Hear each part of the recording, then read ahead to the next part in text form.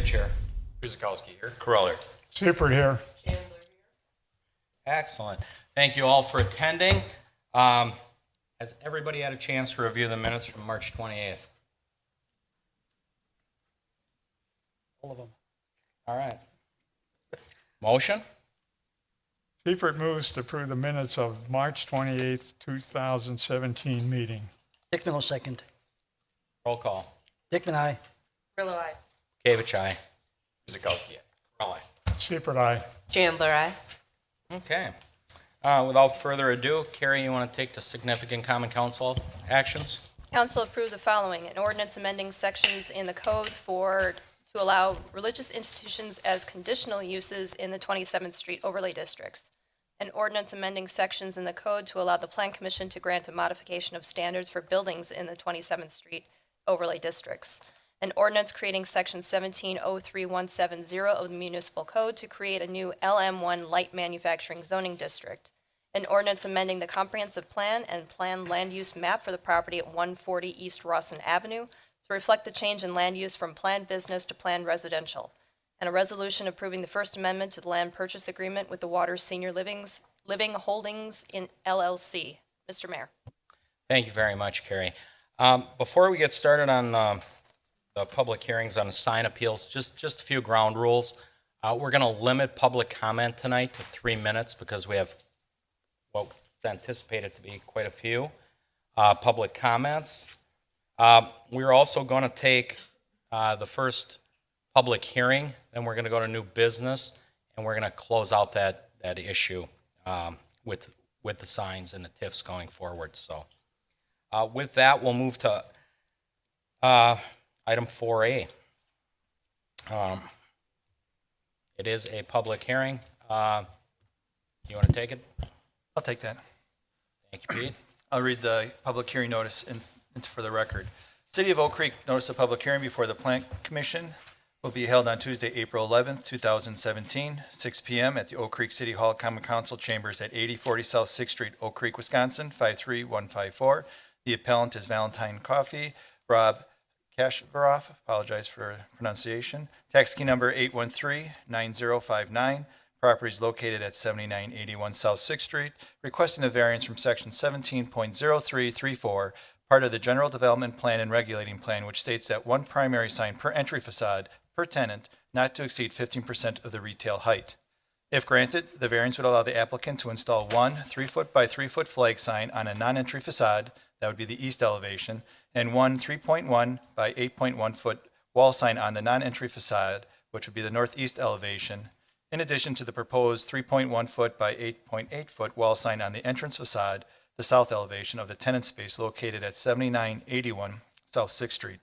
Zoning of the property is DTS MUPDD, the Drexel Town Square Mixed Use Development District. All interested persons wishing to be heard are invited to be present. Dated this 30th day of March 2017. Plan Commission, City of Oak Creek, Wisconsin. Signed Mayor Dan Pukewicz, Chairman. This is a public hearing, and anyone who wishes to make a comment regarding the subject of this hearing could step up to the podium, state your name and address, and proceed to address the commission with your comments. Public hearing is now open. Thank you, Pete. We will make 3 calls. First call. Please approach. Name, address for the record, please.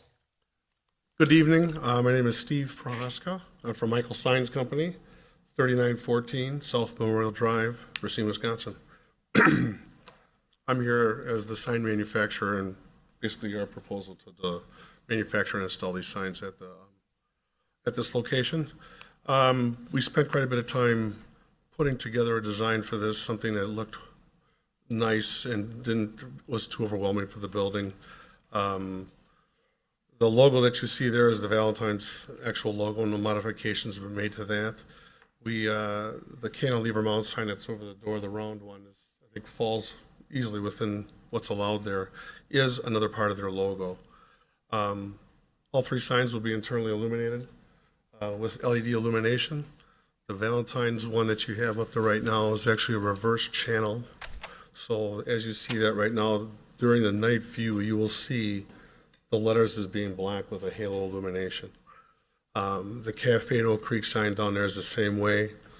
but the letters on the face of that panel will be cut out to allow some of the illumination to come through that. Again, all signs are going to be UL approved, and we hope that you approve this. And if there's any questions that you may have as far as fabrication or anything like that, we're here to answer them. Great, thank you. We will now make the second call. Item 4A. Third and final call. We will now close the public hearing, and we will go to item 6A. Everybody would please go to 6A. That is a sign appeal request for the property at 7981 South 6th, submitted by Rob. How did you pronounce it? Rob, and I thought my name was tough. Rob Kasheroff, Valentine Coffee. Sorry about that. I apologize. That would allow the applicant to install one 3x3 flag sign on a non-entry facade. That would be the east elevation, and one 3.1 by 8.8 wall sign on the non-entry facade, the northeast elevation, in addition to the proposed 3.1 by 8.8 wall sign on the entrance facade of the south entrance of the tenant space located at 7981 South 6th Street. At this time, I'll open it to the commission for comments or questions. Pat?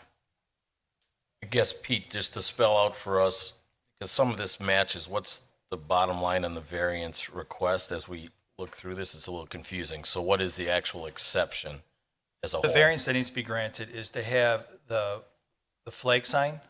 Correct. That's on a non-entry facade. I'll bring up the graphic here. The building's somewhat unique. The road wraps around the building, so the variance is for sign A-1. On an additional side that's deemed to be? That's not a non-entry facade. And also on the east elevation, that's the flag sign, so sign B. And understanding that, Mayor, I guess the flag sign seems to match up with some of the other things we've done in there.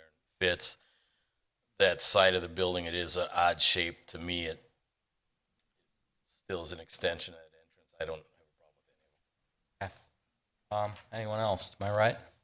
Yeah, I kind of agree Fred? with, Go ahead. I agree with Pat on the flag sign. We've had those in other buildings, and I think that's acceptable. I'm not sure that I go along with the other sign on the northeast corner. Commissioner Chandler? Anything?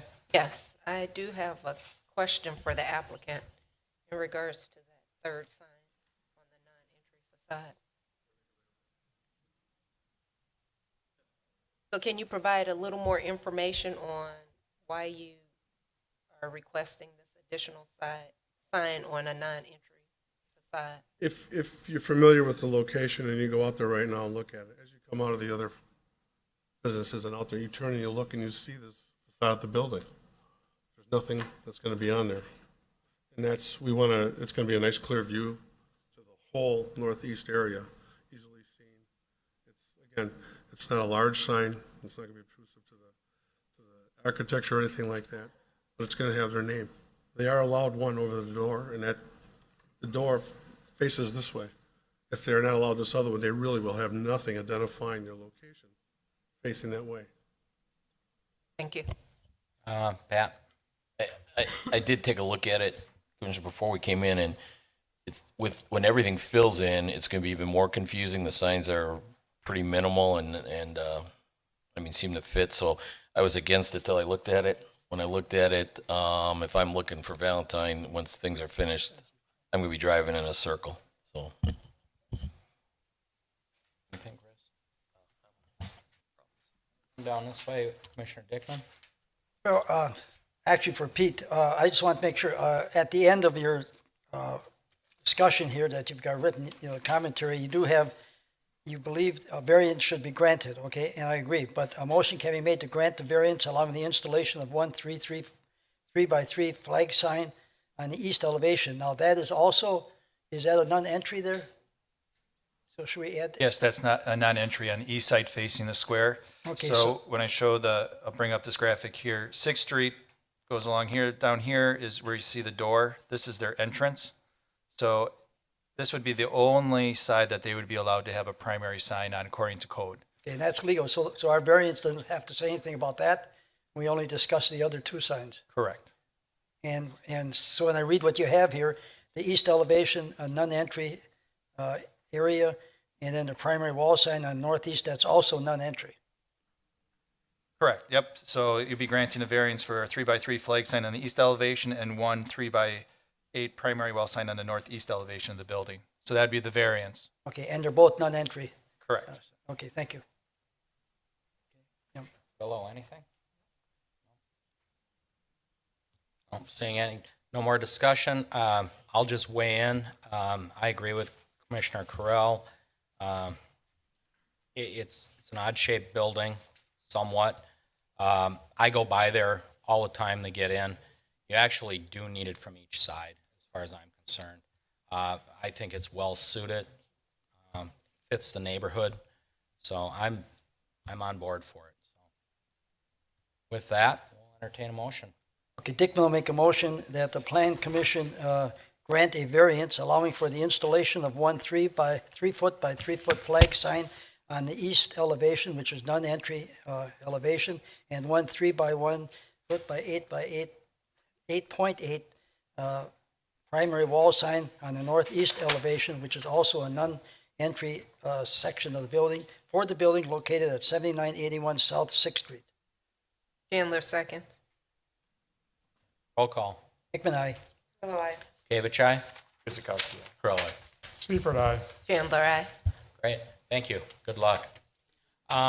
Moving back to our public hearings, we will go to 4B, public hearing for 160 West Town Square Way, submitted by Drew Sellers for Potbelly Sandwich Shop. Pete, would you like to read it? The City of Oak Creek noticed a public hearing before the Plan Commission. A public hearing for a sign appeal will be held Tuesday, April 11, 2017 at 6 p.m. at the Oak Creek City Hall Common Council Chambers located at 8040 South 6th Street, Oak Creek, Wisconsin, 53154. The appellant is Potbelly Sandwich Shop, Drew Sellers, represent. Tax key number 813-9046. Property is located at 160 West Town Square Way. Applicants requesting a variance from section 17.0334, part of the general development plan and regulating plan, which states that one eye-level sign per 12 linear feet of frontage on an entry facade per tenant is permitted. However, the sign shall not cover more than 10% of the glazing. If granted, the variance would allow the applicant to install one internally illuminated eye-level sign that is 3 foot by 2.1 feet and not to exceed 10% of the glazing on a non-entry facade, east elevation, for the tenant space located at 160 West Town Square Way. Zoning of the property is DTS MUPDD, Drexel Town Square Mixed Use Development District. All interested persons wishing to be heard are invited to be present. Date is the 30th day of March 2017. Plan Commission, City of Oak Creek, Wisconsin. Signed Mayor Dan Bukewicz, Chairman. This is a public hearing, and anyone who wants to make a comment regarding the subject of the hearing to step forward to the podium, state your name and address, and proceed to address the commission with your comments. The public hearing is now open. Thank you. We will make 3 calls. First call. Second call. Third call. Seeing none, we will close the public hearing and we will move to item 6B, please. Oh, I'm sorry. I Okay. didn't realize you needed me up here. Oh, that- I'm representing Drew Sellers, Name and address, please. Brad Hubbard with Innovative Signs. Address is 711 Quinlan Drive, Pewaukee, Wisconsin.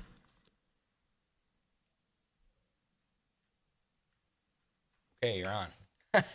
Basically, do we have it up there? Yeah, that's pretty much it. I mean, it's on the east side of the building, which is a non-entry facade. This will be hung on the interior of the building. It is internally illuminated. It's 25 inches by 36 inches. The only direction you're going to see this from is if you're on Drexel, heading the other direction, it'll look nice. I know I'm supposed to be here trying to get them a sign, but honestly, this is their new logo. All the Potbellies we're doing from them have one of these in a window somewhere around the building. I've seen them about town. Yeah, as far as the actual visibility, I mean, Drexel is a long ways the other direction. But that's what they want to do. Yeah. I have the sign. I'm supposed to put it up. Be great if I could, but Okay. Anything else? not a thing. Okay. Anybody else on the third and final call? Okay, we will now close public hearing and we'll open it up for comments or questions from the commission. Pat? I also took a look at this one. I didn't have any problem finding Potbelly's, the entrance, or the front door. So I think it was just stated the way where it's going. It's a nice looking sign. I have no problem with that. I just don't think it's needed, and we're trying to control, again, the sea of signs once we get going. So I don't really see a reason. Anyone else? Commissioner Chandler? Can you show us where the other signs are? Are there any other eye-level signs? There are two other eye-level signs on the east elevation. Let me take a moment and bring that up.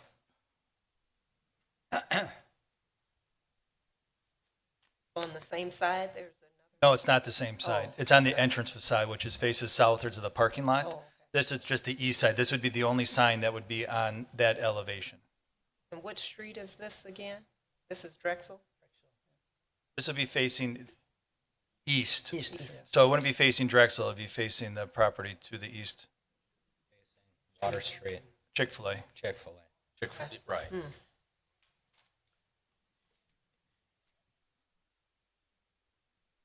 And there is signage facing South and north. South and north, you're covered. You can't get there from the west, so it's the only open side of the building.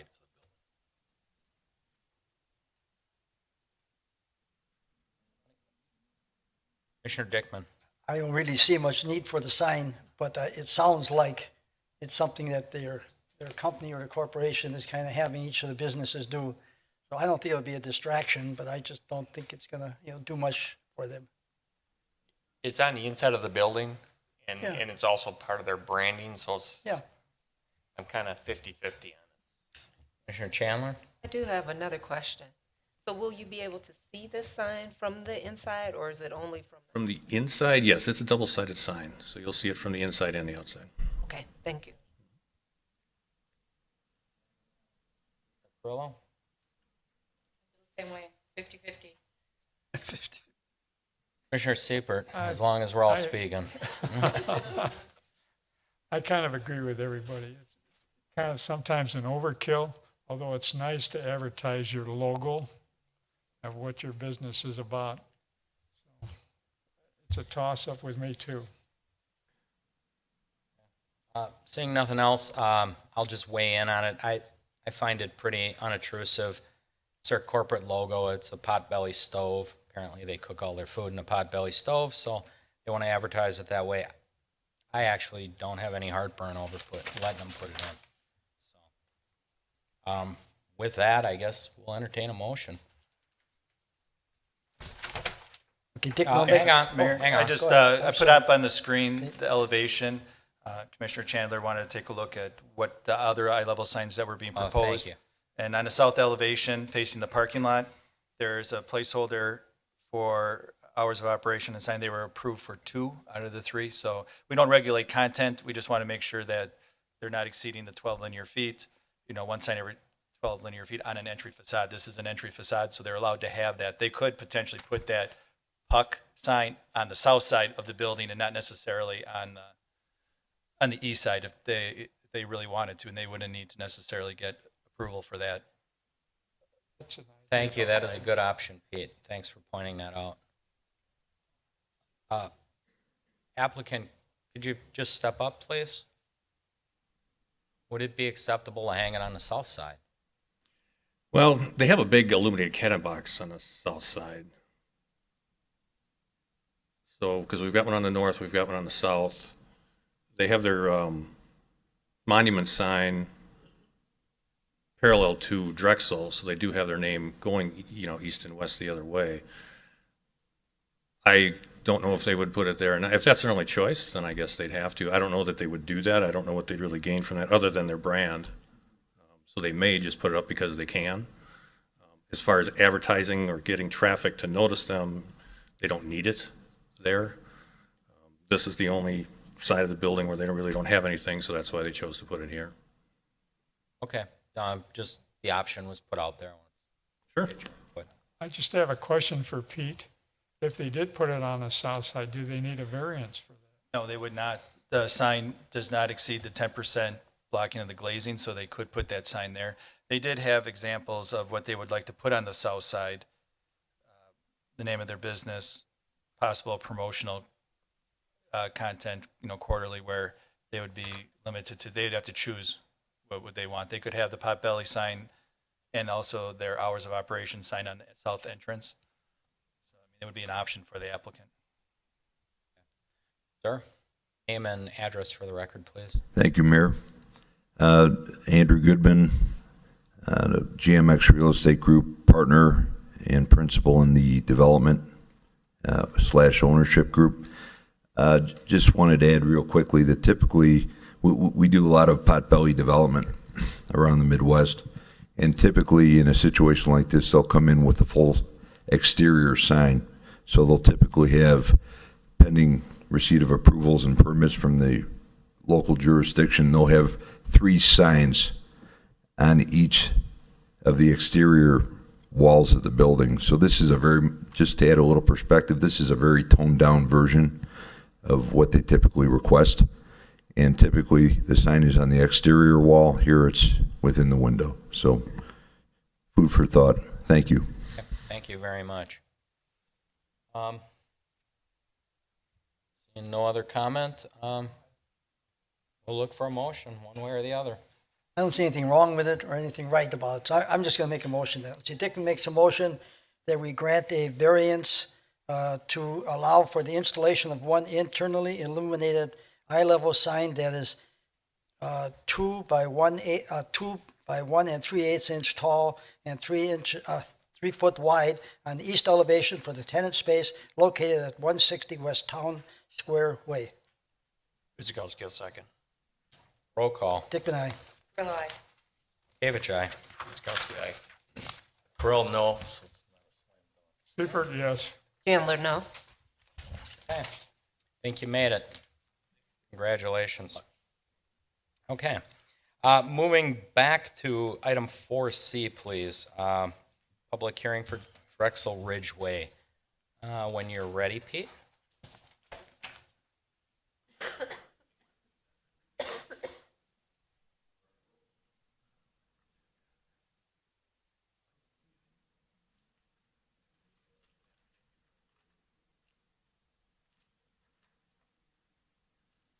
All right, thank you. This is City of Oak Creek Notice of Public Hearing before the Plan Commission. A public hearing for a sign appeal will be held Tuesday, April 11th, 2017, 6 p.m. at Oak Creek City Hall Common Council Chambers at 8040 South 6th Street, Oak Creek, Wisconsin, 53154. The appellant is HSI Drexel Ridge LLC, Anthony DeRosa. Tax key number 7799008. Property is located at 7798 South Drexel Ridge Way. The applicant is requesting a variance from section 17.0705 sub A, which states that one multifamily residential development sign not exceeding 48 square feet in area on one side and 96 square feet in area on all sides be placed at the entrance to a subdivision or development. The Plan Commission shall determine the appropriate size of the sign based on the design of the sign and its compatibility with adjacent uses. If granted, the variance would allow the applicant to install a total of 4 development signs, 1 wall sign located on the clubhouse, and 3 ground signs located at the entrance to the development on the property located at 7798 South Drexel Ridge Way. Zoning of the property is RM1 PUD, Multifamily Residential District, Plan Unit Development. All interested persons wishing to be heard are invited to be present, dated this 30th day of March 2017. Plan Commission, City of Oak Creek, Wisconsin, signed Mayor Dan Bukiewicz, Chairman. This public hearing. This is a public hearing, and anyone who wishes to make a comment regarding the subject of the hearing, please stand up to the podium, state your name and address, and proceed to address your comments to the commission. The public hearing is now open. Thank you, Pete. We will make 3 calls. First call. Please, name and address. It's Ashley Poole, and it's 18500 West Corporate Drive, Brookfield, Wisconsin. Thank you. Welcome. Thank you. I apologize, Tony DeRosa was not able to be here in person today. He is actually on spring break with his family. As you can see, we are proposing 4 development signs, one that would be attached right above the entrance to the clubhouse, one that would be on the guardhouse, and then 2 on the side on those side piers. We feel this is a great improvement over the current sign that has been approved, and I thank you for your consideration. Thank you. Second call. Name and address, please. Good evening. My name is Ron Pritzloff. I'm the utility engineer for the Oak Creek Water and Sewer Utility, 170 West Drexel Avenue. What I'd like to address the commission today on is one of these signs happens to be in a water main easement. We have a 25-foot water main easement near the entry to that property. As far as the plans go, at our initial review set, this particular sign was not there, and the footings happened to be already poured. It's 5 feet away from our water main, and we typically don't allow or don't like to have structures built on top or that close within an easement. So I would encourage, at least for one of those signs, for the commission to deny that request. Is it one of the pillar signs? Which sign? Yeah, Pete, which one is it? Is it the gazebo? Yeah, it's the guard The shack. guardhouse in the middle of What the, they're calling the guard shack? Yep. Okay, Okay, thank you. yeah. Glenn McCoy, 7739 South Pennsylvania. Were the one sign was the one in the gazebo, the other one on the clubhouse, and are the other 2 signs that are on those standards? Is that the total of 4? Is that the 4 that we're talking about?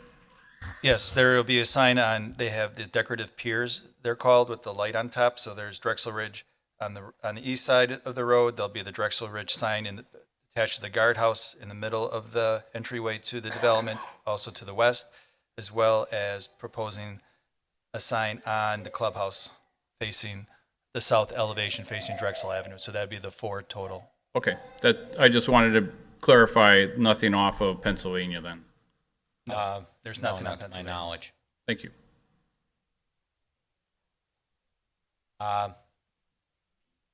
Pete, could you go back to complete light? Can we finish the public hearing? Very quickly. Did I do the second call? Yeah. Okay, second call. Third and final call. Okay, we will close the public hearing. I will now open it up to questions and comments. I think Chris had a question. Well, I was just, so with this sign here, Call it In the is that a guard shack? pavilion? Guard shack. shack. Yeah. That's the easement there? Water easement there? Right in the middle there? Yes, and as for this appeal is for the number of signs, not necessarily the location. Okay. If they were to go to the location, we would have to address at that time how close they are to the water easement. As Ron mentioned, the location right now is not acceptable. So you can But go we back and visit that? Pete, if Sure. They had the sign. The location, numbers. we can push further back, wouldn't be necessarily an issue. The concern is the number of signs at this time. As I indicated in my report, the guardhouse is considered to be an accessory structure, and that was not approved at site plan, because at that time they were proposing a 48 square foot, 6-foot high monument sign, which met the rules for residential development signs.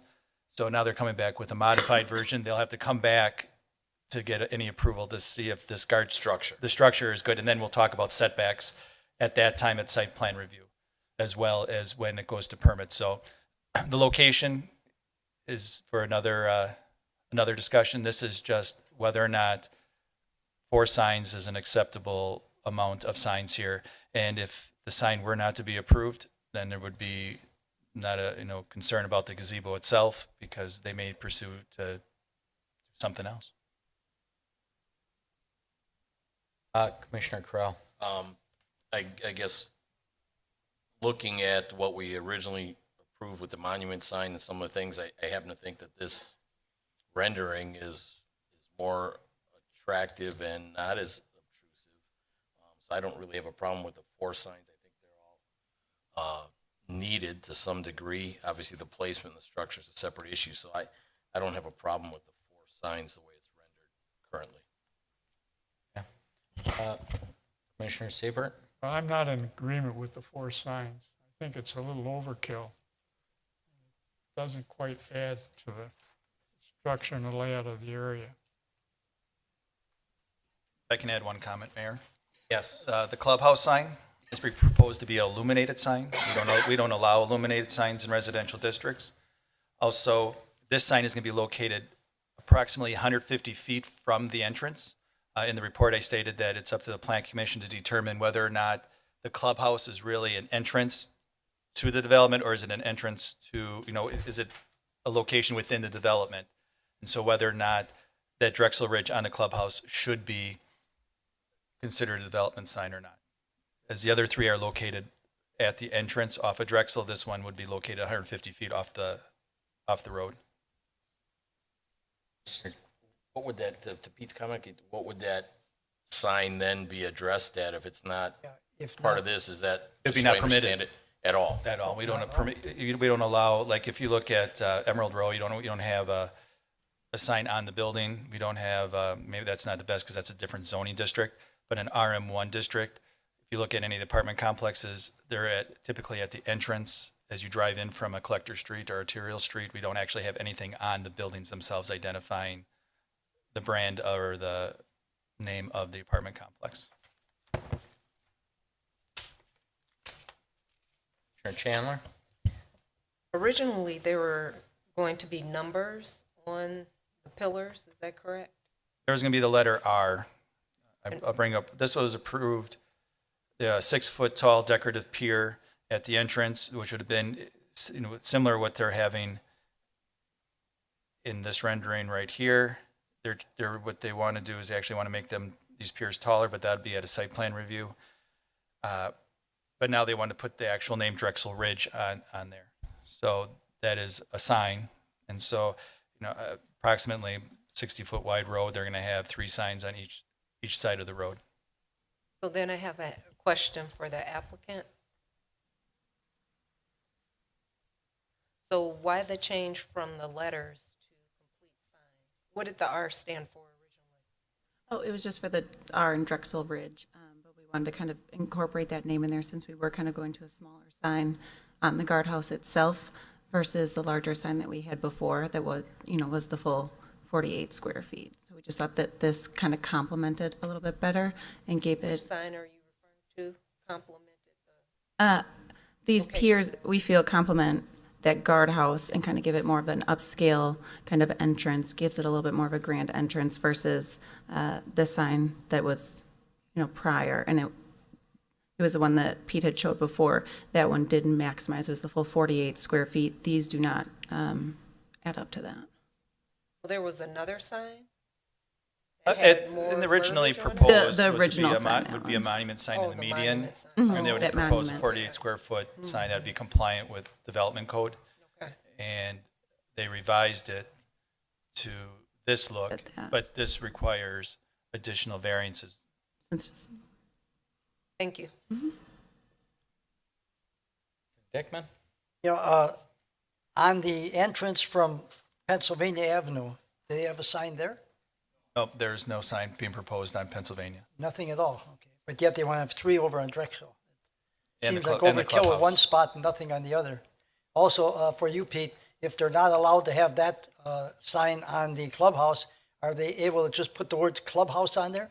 Because, so people know at least that's the main, building for the people? Are Is you that- looking for a 19 square foot sign? No. I mean, if you're looking as a directory sign, like we have, directory signs like, enter here, exit, that type of, then you could put clubhouse on a small sign affixed to the building. But I mean, you're not going to be able to put a large wall sign as being proposed, no.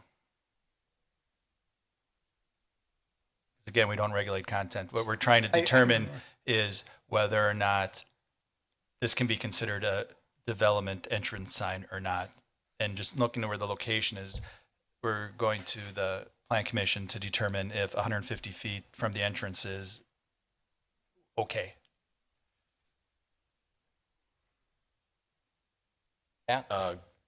Do we have the ability, and I think Pete, in pointing out that illuminated and building sign that far away is a little bit of a stretch. I still feel the 3 signs, even if it was I look at the two side signs that are now spelling it out. If we approved it as kind of a logo look with the R, compared to that monument sign that's going to be there in Drexel, I still think this is a better look with the 3. I guess I would not be in favor of the clubhouse sign the way it stands, and my vision would be a clubhouse at my condo where they have a small sign at the front, a small monument that says clubhouse. You know, something like that is more directional, would be more fitting. I don't think it benefits any of us on the road to see that illuminated clubhouse sign. If I live there, hopefully I know where it is eventually. I really don't have any heartburn on the Drexel Ridge on the side. I think it does dress it up a little bit. Commissioner Carrillo. Yeah, the rendering is beautiful. There are many developments in the city that are flanked by 2 monuments like this. I live in one of them with the name of the subdivision on it. And then the center area, I mean, just dresses up this, you know, whatever that turns out to be. My question is, we're giving them a variance on 4 signs, but we're not exactly sure, well, let's say 3 signs, not the clubhouse. But we don't have exactly what they would look like, correct? Because you think that this middle area might change? Well, they would have to come back to the Plan Commission for the accessory structure and speak, having the utility comments. The proposed area where they already put the footings in is too close to the water utility easement. So if tonight the sign, there is a variance to allow 3 development entrance signs along Drexel Avenue, how that would be done would be up for discussion with the Plan Commission with site plan review as proposed with the gazebo. Because that is an accessory structure. Anytime you have an accessory structure, you need that approved as site plan. That wasn't there the first time around. The piers were approved with 6 foot. If they want the signs on there, the piers have to stay 6 foot, or they could come back for a variance asking to increase those piers from 6 feet to 8 feet 10 inches. Mm-hmm. So they could do that at another variance. But right now, if the 3 signs were to be approved along the development entry, they would be to put one on each of those piers and one on a gazebo. Caveat is they would have that in their hand, but they would still come back for site plan review for the piers and as the gazebo, and also possibly a sign variance to allow the 8-foot pier, because signs are only allowed to be 6 feet tall. So there's more to it. Unfortunately, I missed the height request from the applicant mentioned. So I think we should put this on hold for 2 weeks and bring it back with an update. We're not here to design this form. That is a fact. For what it's worth, in my opinion, not good with the illumination. I think I would opt for a small monument sign near the clubhouse in that regard. I wouldn't have signage on there because we don't have it in others. I don't know if the 3 signs are necessary at the front. I do like the design of it. It looks pretty country clubbish. It's kind of nice. But I think 1 sign would be adequate coming in and out, me personally.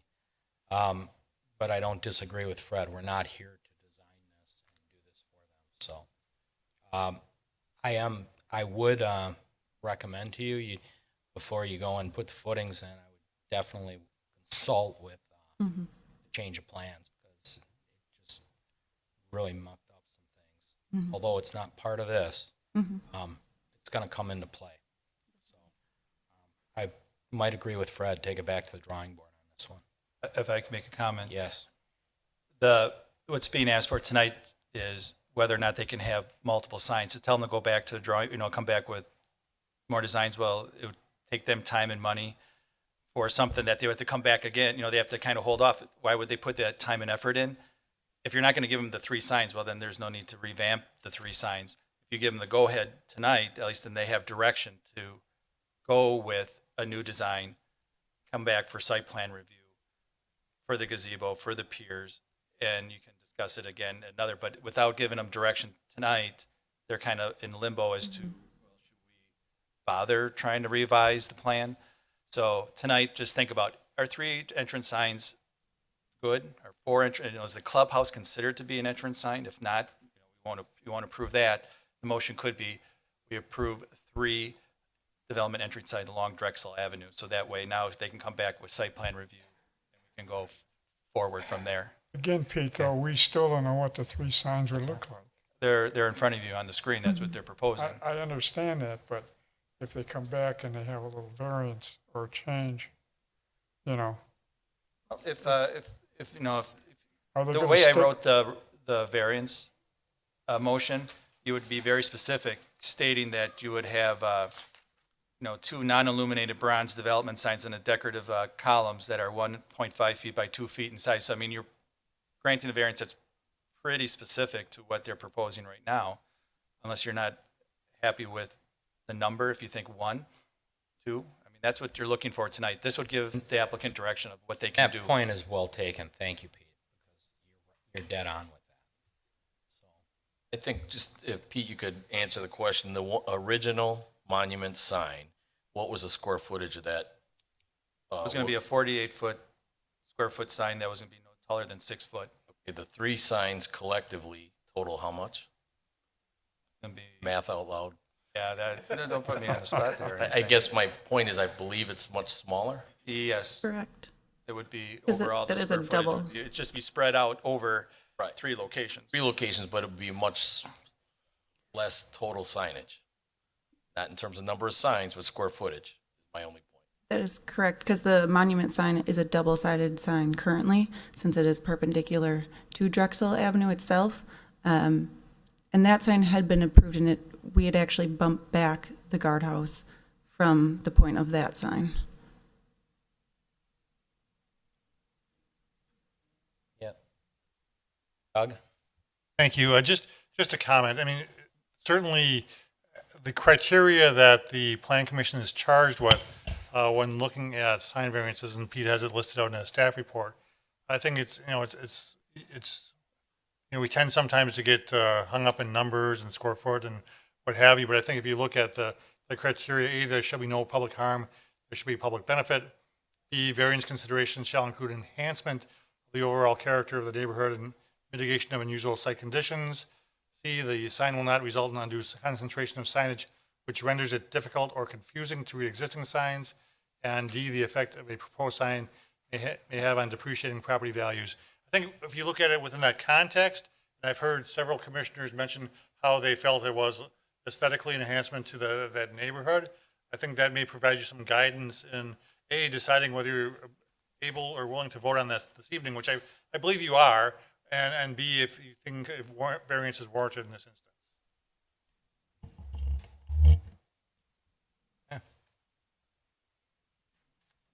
Make a motion, Pat? We're going to try. All right. Correll moves that the commission approves a variance to allow 2 non-illuminated bronze development signs on the decorative entry columns that are 1.5 by 2 feet in size and 1 3.5 by 4.5 development sign at the entrance of the development located at 7798 South Drexel Ridge Way. Kuzikowski will second. Roll call. Hickman, aye. Grillo, aye. Gavich, aye. Kuzikowski, aye. Correll, aye. Seifert, aye.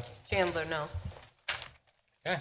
All right. You have some direction and So that is for the 3 entrance, that's correct? Okay. correct. Thank you Did so not much. include the clubhouse. Not the Just to clarify. clubhouse. Not the clubhouse. It's just an entrance sign. Would the clubhouse be preferred if it was a non-illuminated sign? Would that be more preferable for the group? And I what, think on the we- clubhouse? For the clubhouse, if it was a non-illuminated sign, would that be more preferable? Wall signs on residential districts will have an Which issue is with being Of the allowed in the distance is R1 the, district. Non-illuminated monument type sign, okay, probably what, the direction, okay. All right, Monument of some sort. more directional. Directional sign, informational. perfect. Information. Okay, thank you so much. All right, thank you. Good luck. Okay. Okay. Moving on, we will go to item 5A, public hearing concerning the project plan and boundaries for TID 13. Who's taking this one? Peter, did Carrie?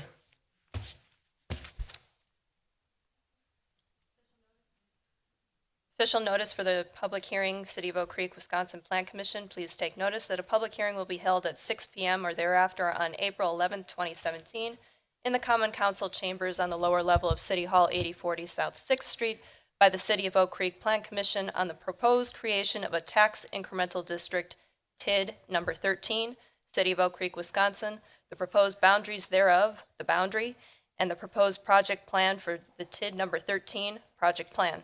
TID number 13 is being created as a blighted area tax incremental district in accordance with Wisconsin statutes section 66.1105.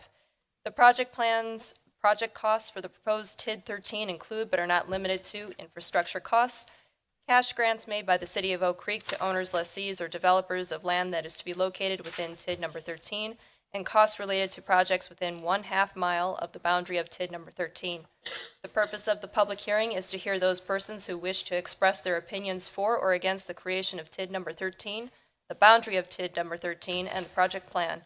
A map and legal description of TID number 13 and copies of the proposed project plan can be viewed at the Oak Creek Civic Center, City Hall, by appointment, 8040 South 6th Street, Monday through Friday, between the hours of 7:30 a.m. and 4 p.m.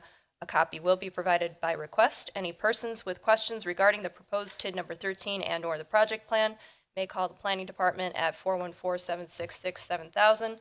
The proposed TID number 13 boundary was shown in the map in the notice located within the city limits of the City of Oak Creek, Wisconsin.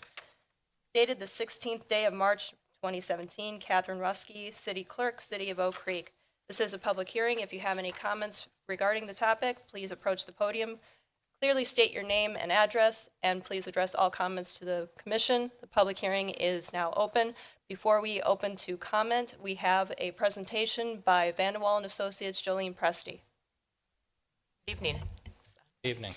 Thank you for having me again. Jolena Presti, Vanderwall and Associates, 247 West Freshwater Way, Milwaukee. Thank you for having me. I'm going to go through, along with Bridget, of the proposed project plan. And Carrie, will you be flipping through the I am. Okay, thank you.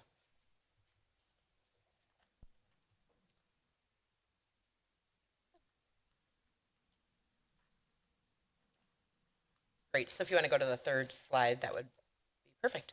So we have begun the process of the creation of the proposed TIF District 13.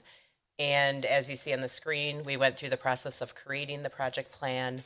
We conducted the organizational meeting of the Joint Review Board, or the JRB, on April 3rd. And today is the Plan Commission's public hearing. And then if approved, it'll go to Council for action on May 16th, and then back to the JRB on June 12th for their action and confirmation of the plan. So what I'm going to do is go through just an overview of the project plan, the proposed boundaries, and just want to set up front that really when you create a project plan, the main purpose is to create your boundary. And I know the City of Oak Creek has done a number of TIF districts, but this case is a little bit different in that you are creating this TIF district to also then, with the action of tax increment district number 6, to become a donor TID to your TID 13. So it's a little bit different scenario, and it's also different in that you've spent a number of years in preparing the site out in the lakefront area, and there's been a tremendous amount of investment in terms of brownfield site cleanup and acquisition and sort of readying that and developing the park space. So when you create a TIF district, you need to establish your boundary. You need to declare the type of TID, which, as Carrie stated, is a blighted TIF recommendation to create it as a blighted TIF district. We need to demonstrate but-for finding, which I'll show on the next slide. You need to make sure you're consistent with your zoning and your comprehensive plan. You need to list out project costs and expenditures. These are really a ballpark. We never know exactly what's going to be required, but it's good to lay out a full menu. You determine your potential project development projects and values. So you're in some ways speculating what may be anticipated for development, and we go through that in the project plan.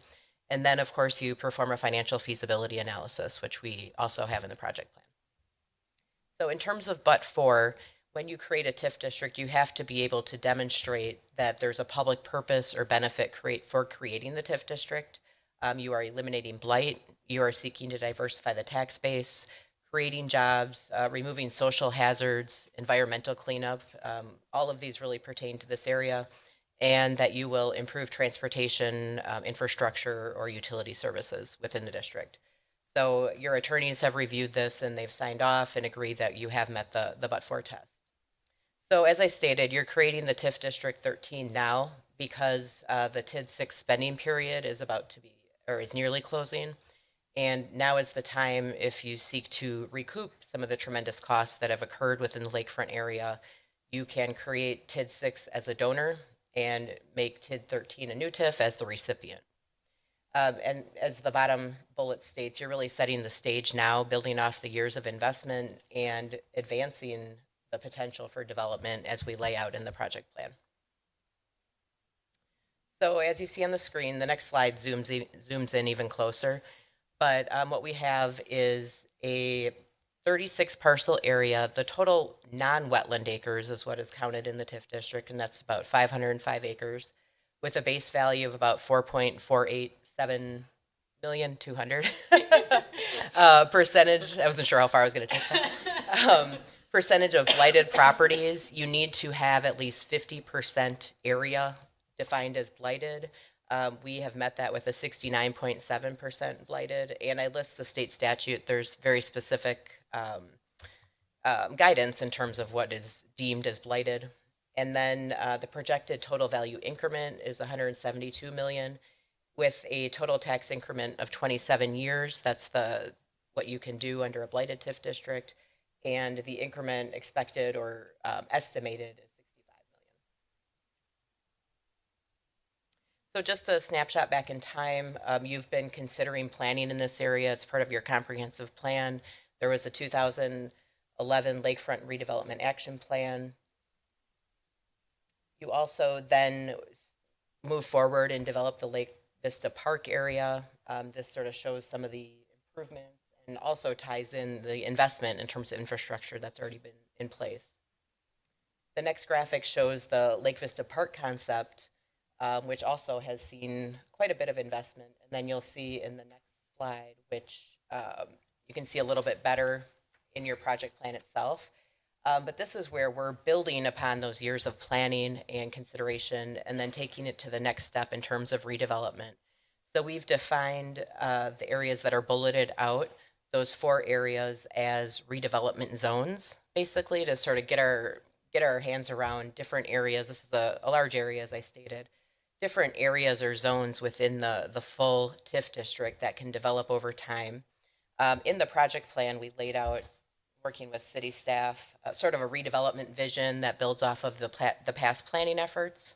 And then starting on page 5, 6, we go through different types of redevelopment scenarios, concepts for each of the areas. As you guys are versed in redevelopment, it never occurs exactly as laid out in a plan, but this is to give vision and guidance. And then also, more importantly, probably for a TIF district, is we use this type of scenario development to determine potential increment that could occur. So each of the letters that are laid out in the map there connect to page 26, which lays out development assumptions.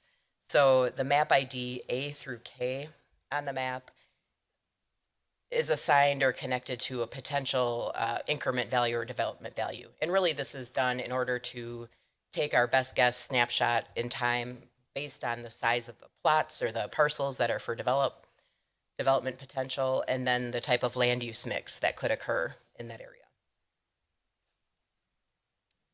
So then building off of that, we of course then also need to determine, so that's where your increment would be coming from. We need to determine what your eligible project costs are. And as I stated earlier, we really like to develop these sort of as a menu because these are all of the allowable types of costs. As you come up to each project, you may find that you don't need to do each specific infrastructure cost, but you laid out the menu and you don't have to keep coming back for TIF district amendments. It just makes the process smoother as you move forward. So I think if you go to the next slide, you can see how the list of detailed costs, and that's a separate slide, but I want to stay on this map. That's fine. The detailed costs that are listed out in the project plan, page 16 through, so 16, 17, 18, 19, and 20, lay out, again, this menu of places or ways you could spend potential or generated increment. So within the map, we can go through, I think if you click to the next slide there, this lays it out in more of a budget spreadsheet type format. So the letters 1A, 1B, and then so 1 through 7 in this spreadsheet connect back to that map with the proposed project costs. So each category, we can just keep it on this one, we have capital costs that are associated with, in large part, ensuring that the infrastructure is in place for development as it occurs, and that it also includes some parkway type development or infrastructure. Number 2, demolition, remediation, and site preparation. We don't know exactly what type of costs you'd be looking at in that regard, but we wanted to make sure, knowing the history of industrial use within this area, that you have an estimated budget for site prep and cleanup and any demolition of existing structures that remains. Property acquisition and relocation, that's a very typical line item to include in a project plan.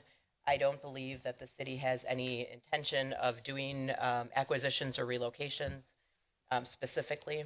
The economic development incentives, so that is, as you're familiar with how like the TIF district in this area we're sitting in works, you're often going to need, along with a development agreement, there may be incentives that would come in play as you're encouraging redevelopment to occur in this area. Over time, there's administrative, professional service, planning, legal, the TIF district creation itself. Those are eligible project costs per statute. Miscellaneous redevelopment funding. That type of funding is available to help advance the district, including marketing, additional planning or services that are needed to engineering, things like that to keep moving the project forward. And then, of course, including finance charges and capitalized interest, which also includes the city staff's ability to administer the TIF district over the life of the TIF. So this is sort of a diagram we built off of the Department of Revenue graphic that they use to explain how a TIF district works. We've added the specific numbers for the projected growth of TID 13. So for ease of communicating, the red 4.49 million, that is the base value of this district in 2017. Then moving to the right, the projected tax increment generated based on the scenarios presented here, 65.28 million. And then at termination, if all were to occur as laid out, of course, nothing happens exactly, but it could be more, it could be slightly different. The projected value increment at termination is at 172 million. And then along the bottom, currently annual taxes collected on properties in the district at the base value it's at is 99.8 thousand, and projected after termination of the district 3.84 million. So that is really providing, the graphic is showing that, sure, we're holding the tax growth for the districts along the right side column, but at the same time, at the termination, they would see that much growth overall for everybody over time. And I'll turn over to Bridget to kind of go through the next few slides. Good evening, Commissioners. Bridget Souffrant, Finance Director. Looking at this sheet in front of you right now, this is where we, as city staff, worked with our financial consultants with Hutchins, Shockley, Early, and in taking these potential development and these project costs that could happen, we needed to look at your tax increment situation. So looking over the life of the district through 2043, we could potentially see tax increment of 65 million over the entire life of that district with today's tax rate. As you see in the, I think it's red or burgundy column, the value of development, notice that we have zeros and we are not anticipating having increment or additional increment from development until 2022. So that is something to keep in mind as we continue our conversation tonight, looking at the donor concept with TIF 6. That's part of why we are looking to move forward in that direction. So again, we put out some potential development options that could happen through the life of the district. That may mean that we have additional infrastructure costs based on that development. That may mean that we have incentives that we might be working with these developers. So we tried to slate out when we thought feasible development might be able to happen, what that debt might look like. So again, all of this is just projection, and it would change based on whatever development comes forward. But we have 3 potential debt issues out here in 2023, 2029, and 2034. This is kind of the summary of all of the funds that you're looking at bringing in your tax increment, as well as the potential transfer from TIF 6, which would be limited to 5 years, as shown on this chart. And then you have that column that, again, equates back to the long-term debt proceeds from the prior slide.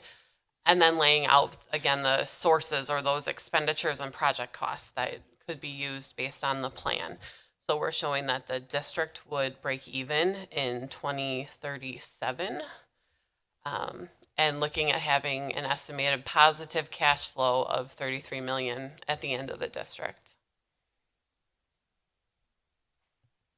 Great. And then this table here indicates, as per statute, indicates the impact of overlying taxing, or on the overlying taxing jurisdictions. So it shows where each of your taxing jurisdictions, again, these are represented by the JRB as well. So we review this with them, and they have to sign off on the overall project plan as well. So we show this actually ties directly to that DOR kind of handy graph I showed you. But essentially over time, the increase in annual taxes collected is the green box at the bottom there. So an increase of 3.84 million after the TIF closes. So then the last part I want to review is just the fact that as creating a blighted TIF district, you need to create this as a blighted TIF district in order to set up the donor-recipient situation. And in fact, it's not that difficult to do. As I showed, we had nearly 70% declared blighted for the area. But this just goes over, per statute, what a blighted property, what the definition is, and different ways it's categorized. So again, at the bottom, this does not mean that all properties are neglectful. Really, it is a tool. It's a way to set up this financial mechanism. And the next page, or next slide, shows you the map. And that actually ties into the spreadsheet that's within the project plan, indicates where blighting factors were found. The blighted factors really are concentrated or only on the commercial properties. So we have not found blight or indicated blight on residential properties. And really this serves to help properties directly in the district as well as surrounding it over time as the redevelopment is advanced and occurs.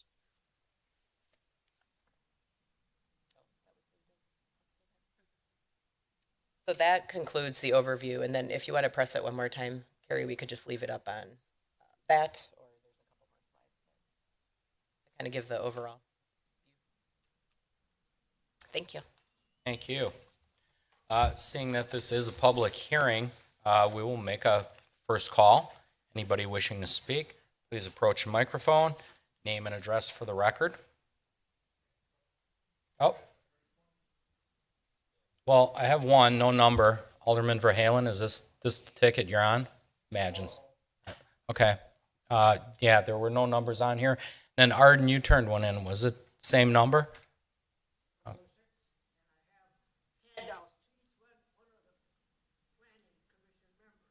Gotcha.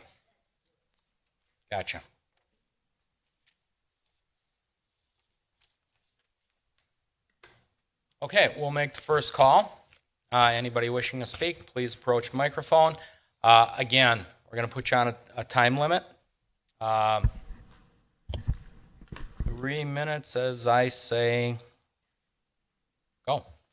All right. I guess I'm concerned with the boundaries, and the main concern I have is Mark Verhalen, 1200 East Ryan Road. My main concern is extending the boundaries of the TIF into Bender Park.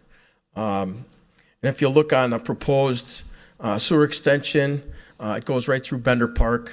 It's a half mile of deep sewer, probably 25 feet or in excess. As you've seen up on the screen, the Cost of that's going to be probably $1.5 million or more. What does the city get for putting that deep sewer in? Absolutely nothing, because there's no development can happen in Bender Park. So I think that the boundary of the TIF should be modified.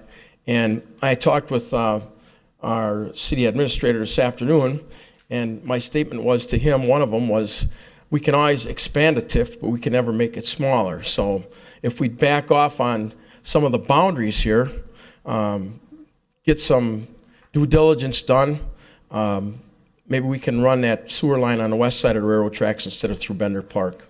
The second thing I'd like to address is expenditures in Bender Park, if it is included in the TIF district.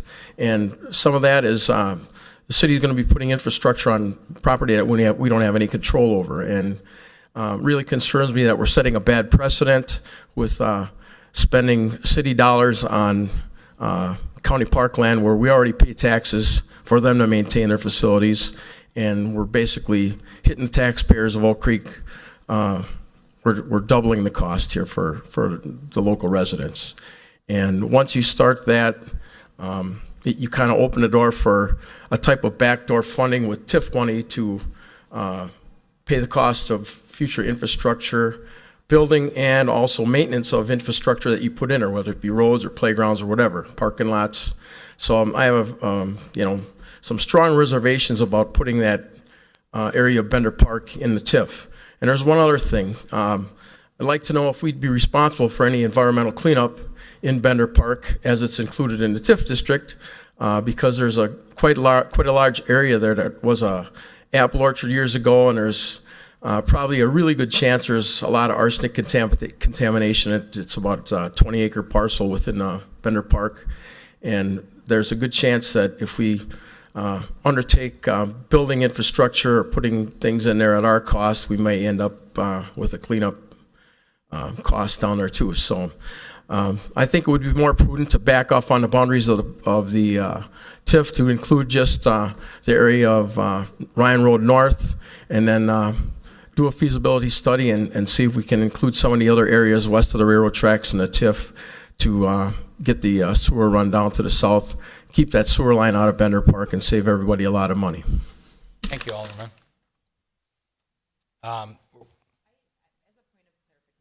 Realized that I should have mentioned the inset map that you see here. This is for consideration.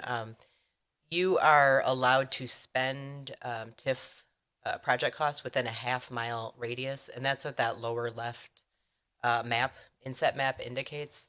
So in fact, you don't actually have to be within a TIF district to expend the infrastructure cost within the boundary. I just wanted to point out that it's written into the project plan that you can spend within a half-mile radius. Thank you. Regardless. Thank you. Next, Arden Dagner.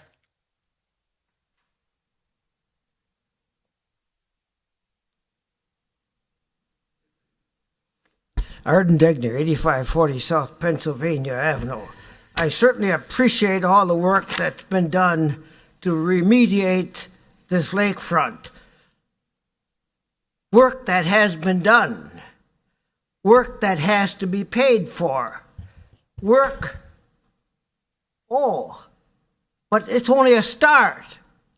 We have to continue. Do we? Back, and a handout. Did you all get my handout? Back in 1989, I presented through the ICRIC pictorial to the taxpayers excessive tax. And at that time, Alderman Borchert's foresighted moratorium on multifamily apartments, I don't know how long that was in effect, but this is what I object to strenuously, is the proposal to put row houses along our lakefront. I like it the way it is now. You can drive down and you can see the lake. No, not with this proposal. Not with anything that's proposed here. We will not be able to see the lake at all, except on this little 100-foot stretch that if you drive up there. Is this what we need in this city? No, we don't need any more developments of this type. We already have 500, as you heard previously, apartment parking spaces on Drexel in Pennsylvania. We have more on Drexel Town Square. We have more on others that have been presented. And if you will just consider the times, even the city of Milwaukee apartment complexes have all been downsized. We are asking for difficulties. We are asking for changes that we cannot afford. Especially pictures of these homes on page 35. Why? The city of South Milwaukee, 1 minute, Arden. One more minute. 20% of their housing would be blighted. But is this the only type of structure that will be allowed in Oak Creek? Is anything that over 50 years old, including mine, will have to be eliminated? This whole proposal should be held until some other time, maybe 20 years from now, when we can afford it. Thank you. Thank you. We'll now make a second call. Anybody wishing to speak?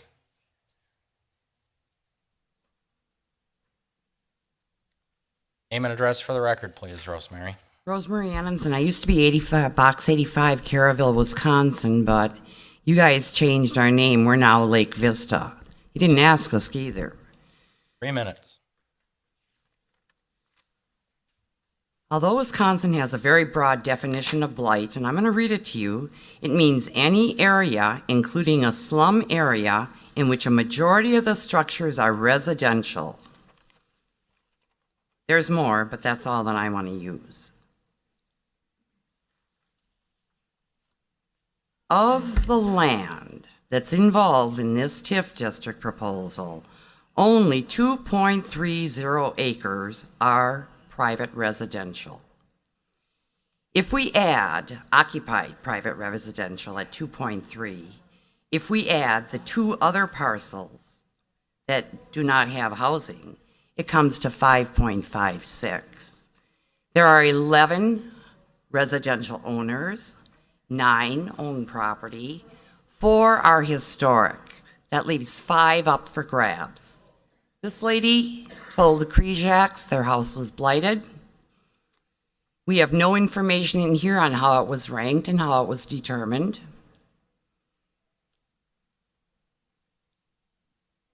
In contrast, the city owns 156.49 acres. Milwaukee County owns 0.22. The developers own 204.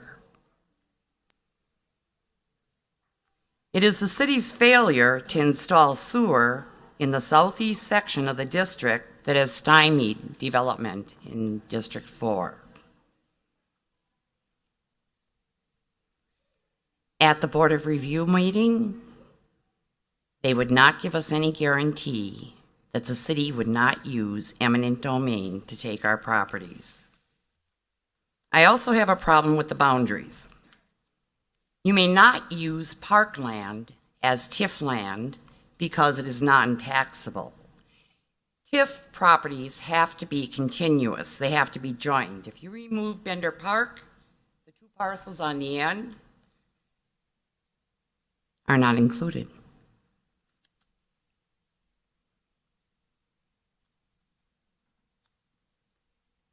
I would like to see a list of the property values for the city. It's not required under law for a city, only under towns.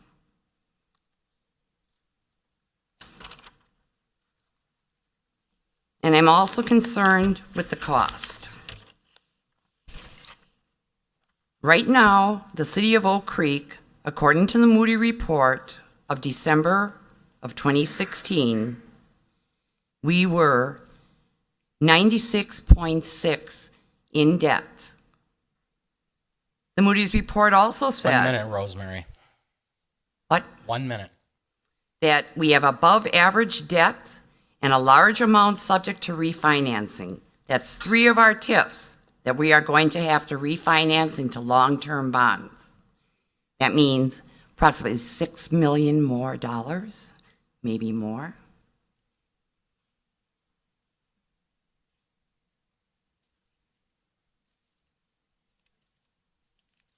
And this report itself says that on page 25, the loss of tax-exempt status of municipal bonds or broadening the purpose of future tax-exempt bonds will affect market conditions. We know that the interest rates have risen since this report was prepared. I don't think that we can safely finance that district. I think that the lakefront will sell itself. Let development come naturally. But we do need that sewer. Am I done? Thank you for your comments. With that, anyone else?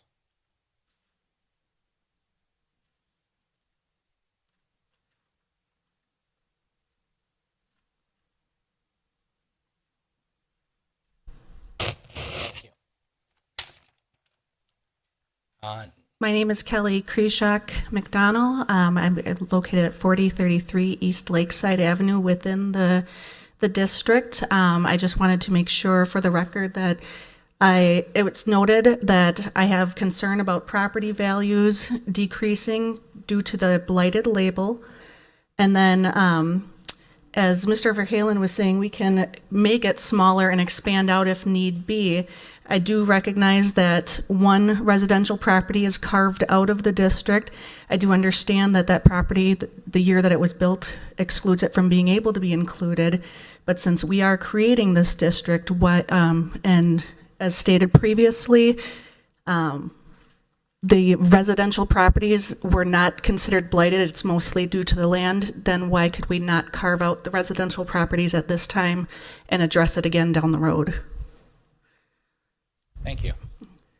Okay, third and final call.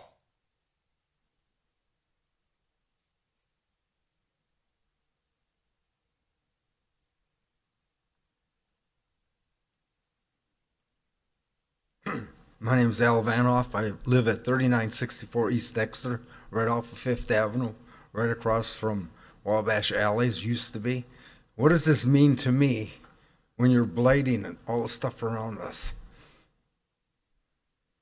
Well, we will answer that after we close the public hearing. We'll try to answer all the questions. We don't know what we're doing now. You're taking land all around us. How do we know that you aren't going to blight our side? We will answer that when we close. We'll get the big picture for you, or try to. Thank you.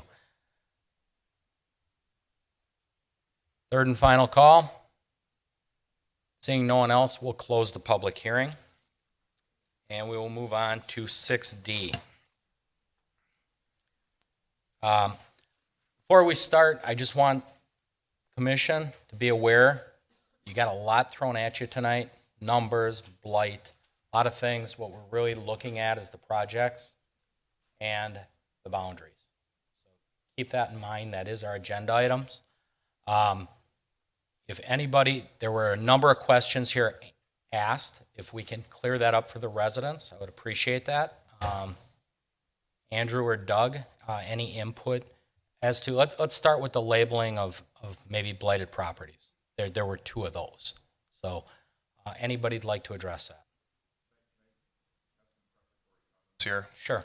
Just to kind of, color this a little bit differently. Valid perspectives, all perspectives are valid, and we recognize that as a staff, but I wanted to kind of provide some introductory comments to what this TIF is and isn't. And first and foremost, I have to say, TID 13 is a poster child TIF. When TIF was established in the late 1970s, it was for blight elimination. It was for blight renewal, urban renewal. This couldn't be more in line with the TIF statute in its origin. Obviously, that's morphed over time, but this, in its purest form, is a very valid use of tax increment financing.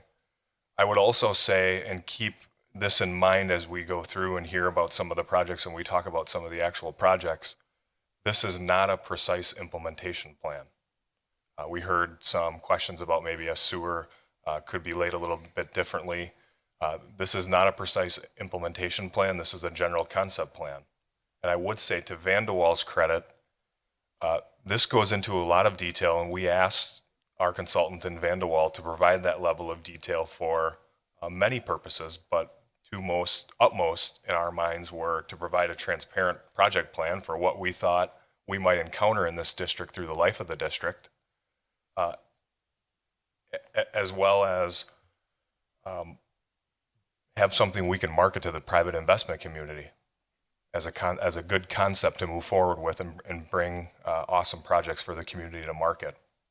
On the blight piece, establishing a blight district and including a property in a blight elimination district does not mean that a project is then blighted because it's in the district boundary. A property is or isn't blighted based on the conditions of the property. So being near or adjacent to this, the properties are blighted now. That's just the determination made, and we have a statutory threshold of 50% in order to create this type of tax increment district. At least 50% of the properties within the boundary or acreage in the boundary has to be blighted. So this doesn't create a blight situation for a property that's happens to be in the boundary. Maybe jumping off of that point, the properties that were here historically had way more negative potential effects on surrounding properties than what has been there in the remediation efforts of the city for a number of years. I'd also offer that this is the city's first donor-donee relationship. I know that's a new concept to the commission, a new concept to our standing joint review board and later on the common council. That's exactly why, and it's unique that we've used an outside consultant as opposed to preparing this tax increment district project plan along with a 1-for-6 in-house, because we wanted that expertise. And shooting off and reiterating a point made earlier, we have had our own internal expertise financially and legally, as well as outside expertise, review these project plans for compliance. Bridget reiterated a conservative assumption that we've made on the tax increment. We're not speculatively putting in millions of dollars of project costs without a project within the district to pay for those project costs. This is not a speculative business effort here on the part of the city.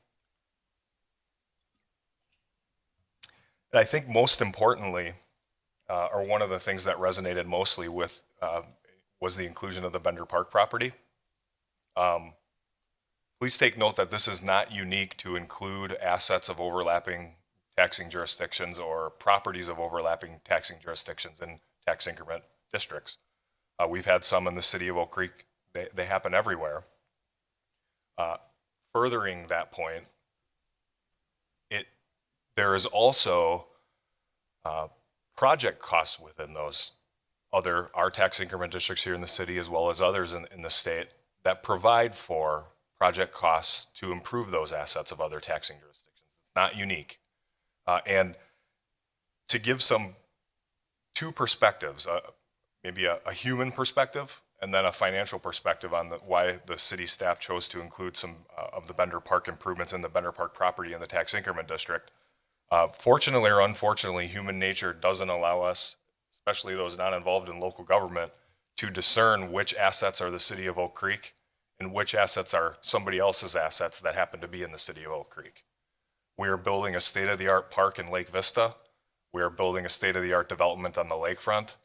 And, for lack of a better term, Bender Park probably needs some TLC. Should our county tax dollars be supporting Bender Park? Sure, we would all argue that should be the case, but keep in mind there's hundreds and hundreds of county park assets that need to be maintained. This may not take the priority in the time frame that we want, and if you have folks coming from within the community of the lakefront or from outside of the community of the lakefront, that road to Bender Park, some of those projects we're looking to improve in Bender Park will be labeled as that road in the city of Oak Creek to the park, not the county's asset in Oak Creek. More practically, the financial matter, the Bender Park costs that we've asked the commission to include in the project total about $796,000. That's 2.1% of the overall project costs in the project plan before you. I'd also draw your attention. I can provide a summary so you don't have to rifle through, but in a table, Appendix C on page 43, it was also a slide in Jolina's presentation. You'll note that the county government, and this is the mechanism of tax increment financing, for a period of time, they redirect their tax dollars into this tax increment district for the city of Oak Creek. The county places approximately $17.5 million of taxes through the life of this district into the district. And we are asking for $796,000 of the tax increment dollars to provide some improvements and enhancements to Bender Park. To put that into perspective.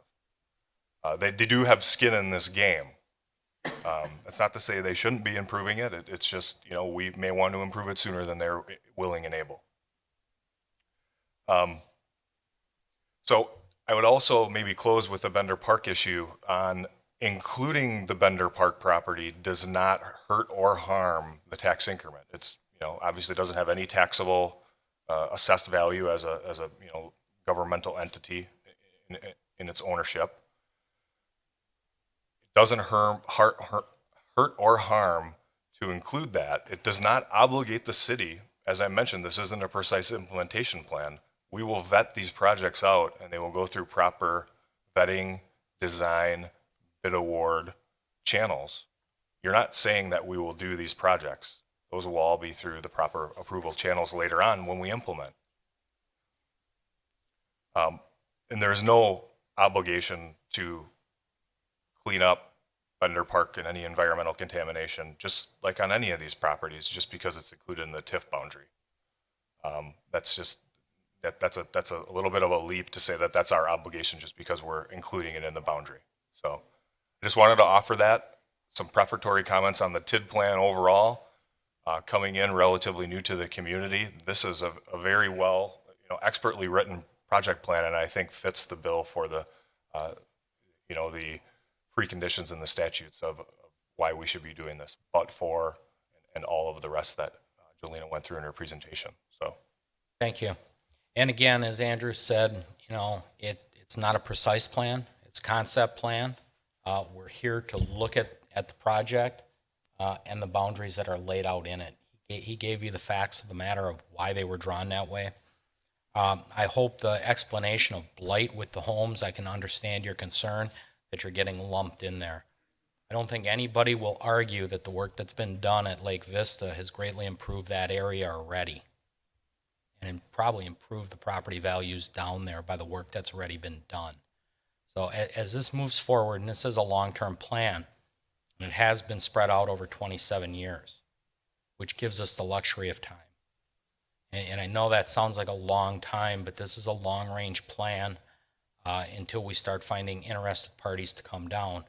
We have to continue the momentum down there to continue to improve it. So again, definition of blight really is a definition to use the TAC and to get the TID going is what it is. It doesn't necessarily pertain to any individual property. So, yes. I'm on. Okay. I just wanted to make a point of information or clarification. I think it was Rosemary. The blight statute information she shared is actually from 66.1331, which pertains to redevelopment districts, which you actually are in a redevelopment district already in this area. The blight statute that's on the screen is the one you actually use for TIF districts. Slightly different, but the phrase that she read regarding a slum area needs to be residential, that is different in a TIF district. Just, I wanted to point that out so people have a better understanding of, I guess, the statute. Thank you. Again, I think Andrew kind of pointed out, this is a little new to us with the donor TIF. But I just want to really point out, it really speaks volumes about the due diligence the city took in TID 6 to even make this possible, to have this opportunity to reinvest in your city in another ahead of that area game. I can't impress on you enough that the due diligence just by the city staff in that one is providing us a great opportunity on a property that when I got here 10 years ago, they said we could never do anything with. So it's a testament to some of the people in here, not to mention with this one, they went to outside sources. Vanderwall, they went to Paul Thompson for bonding. They went to outside legal counsel to make sure everything was where it has to be. They are moving very cautiously with this and rather strategically for a concept plan. They included as much detail as they possibly could to try to ease the tension and answer your questions as to what's going on. So with that, I know for some of the commissioners, it's uncharted territory to really talk about this. At council, we get bombarded with this. It's just the development tool of the day. You know, incentives were built in because we know they're going to ask for it. We don't think they're unrealistic. I think when they prepared this, they did a very good job, and I think it was laid out very transparent, and I applaud everybody that worked on this. So I just wanted to kind of bring you guys up to speed as much as I can. But again, I guess for big pictures, you don't have to worry about the payback and itemization and the whole deal. It's really just the boundaries and the project. So with that, commissioners, questions or comments? Pat?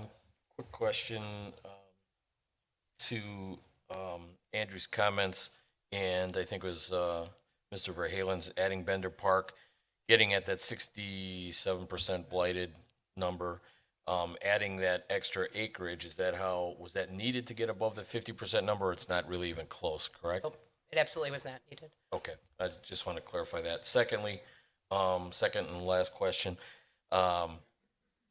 layman up here, using the funds generated, or the $6, District 6, to jumpstart 13, where would those funds have been going if we don't use it that way?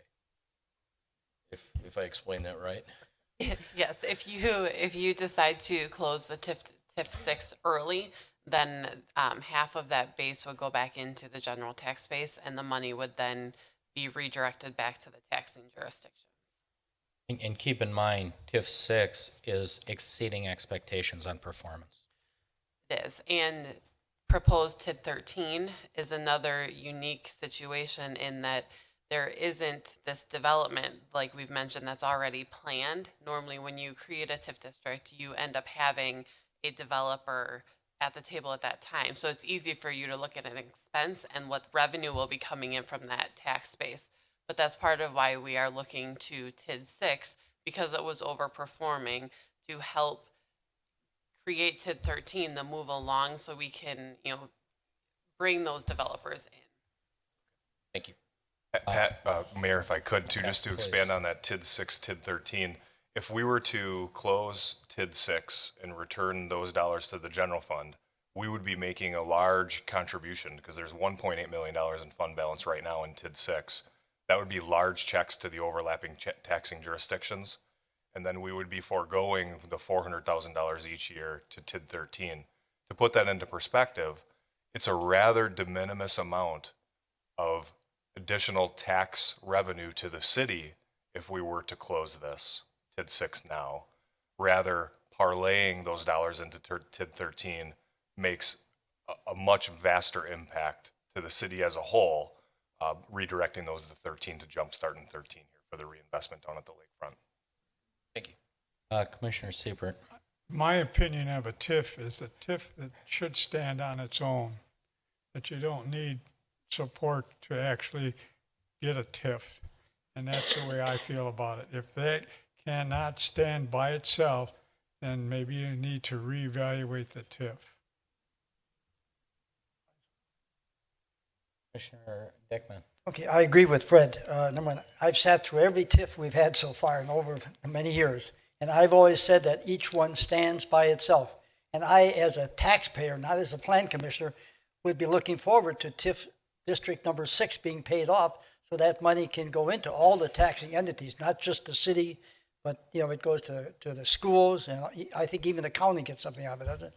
But that's kind of what I've been looking for over the years, you know, the closure of these. So now if we don't close this, and instead we take the money, you know, out of it, I've been told that, well, that's okay because we'll still close TIF District 6 at the same time period that it was in when it was first proposed, okay? But that's still a long way off. And at my age, I don't know if I'll even see that happening, but I'd like to see the thing get paid off. If a TIF district can't stand by itself, I do agree with Fred. I do think that somehow we have to relook at it, because I look at on page 25 of the handout, it says if financing as outlined in this plan proves unworkable, and this is part of the financing, the city reserves the right to use alternate financing solutions for the project as they are implemented.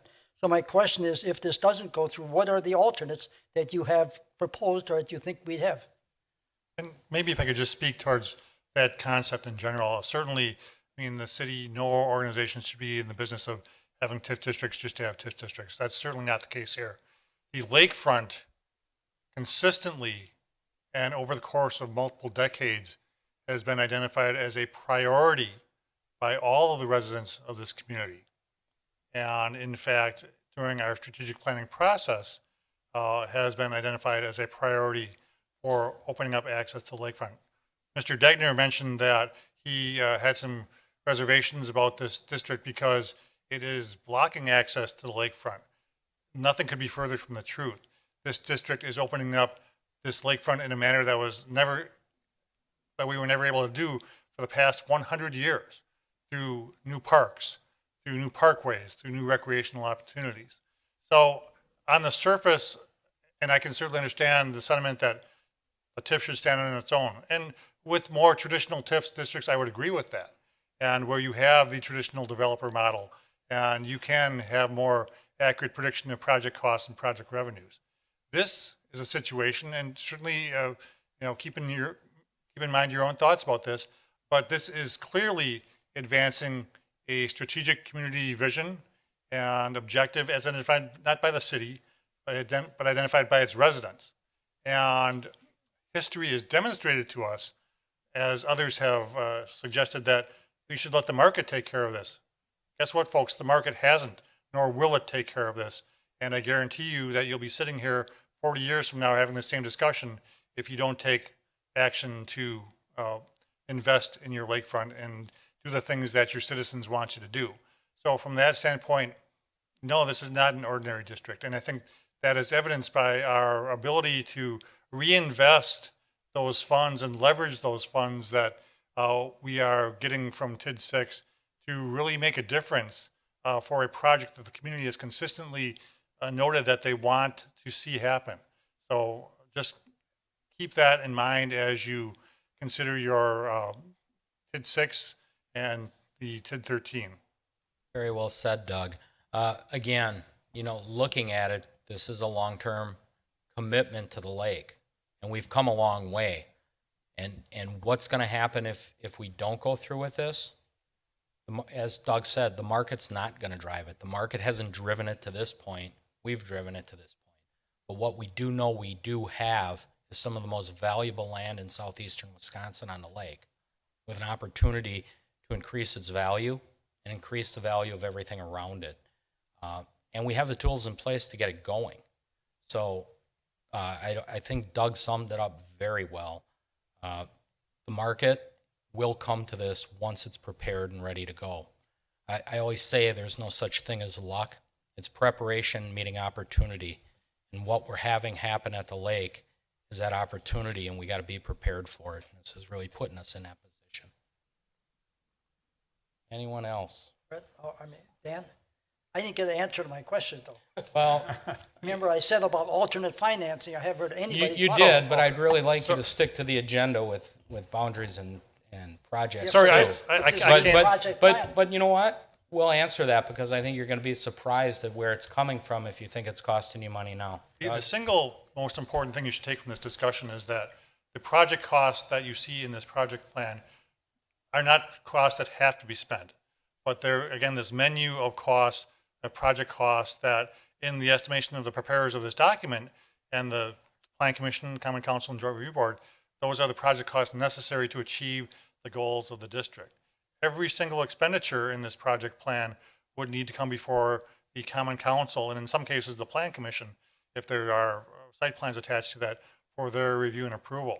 This is just, again, an estimation of what those project costs could be, when they could be expended. It also doesn't go into how that some of those costs may be recovered through minimum assessed value guarantees or other financing mechanisms. And that's where it really goes, Commissioner Dickman, to your point, is that, I mean, there's a number of different avenues for financing improvements. There's also a number of different avenues for recouping those investments, whether they be by assessments or, again, through, again, those development agreements that we would enter into before we would provide any financial assistance to anyone.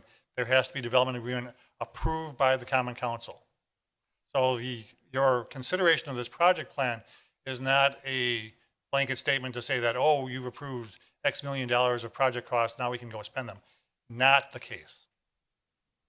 At this time, I'd like to invite up our former city attorney, Larry Haskins. He has quite a bit of history on Lake Vista Park and the redevelopment. Larry, would you mind shedding some light, some history on it? Thank you, Mr. Mayor, for the opportunity. I just like to address Commissioner Siepert's comment, Commissioner Dickman's comment about TIF districts standing on their own.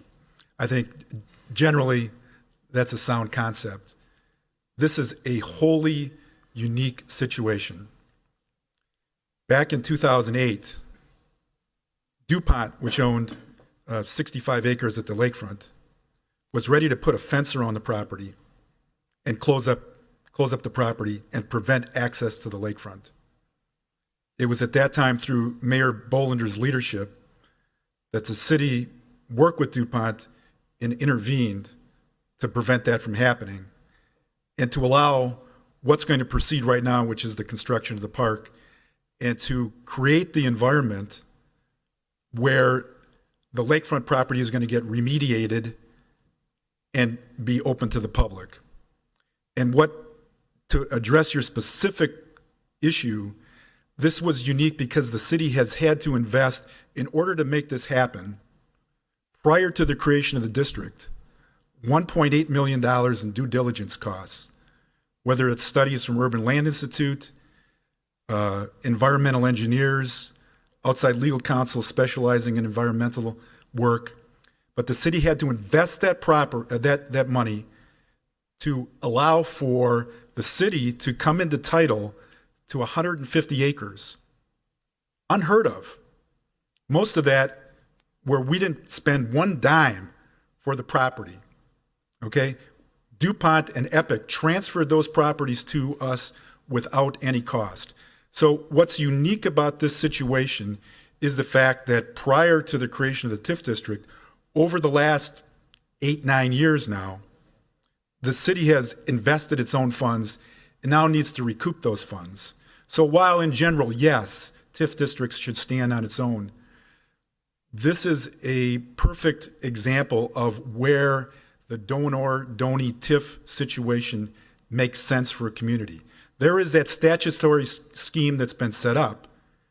And while Andrew said that TIF 13 is a poster child because of its blighted condition as to why the TIF statute was created in the first place, this relationship between TID 6 and TID 13 is the poster child for why that provision is in the state law.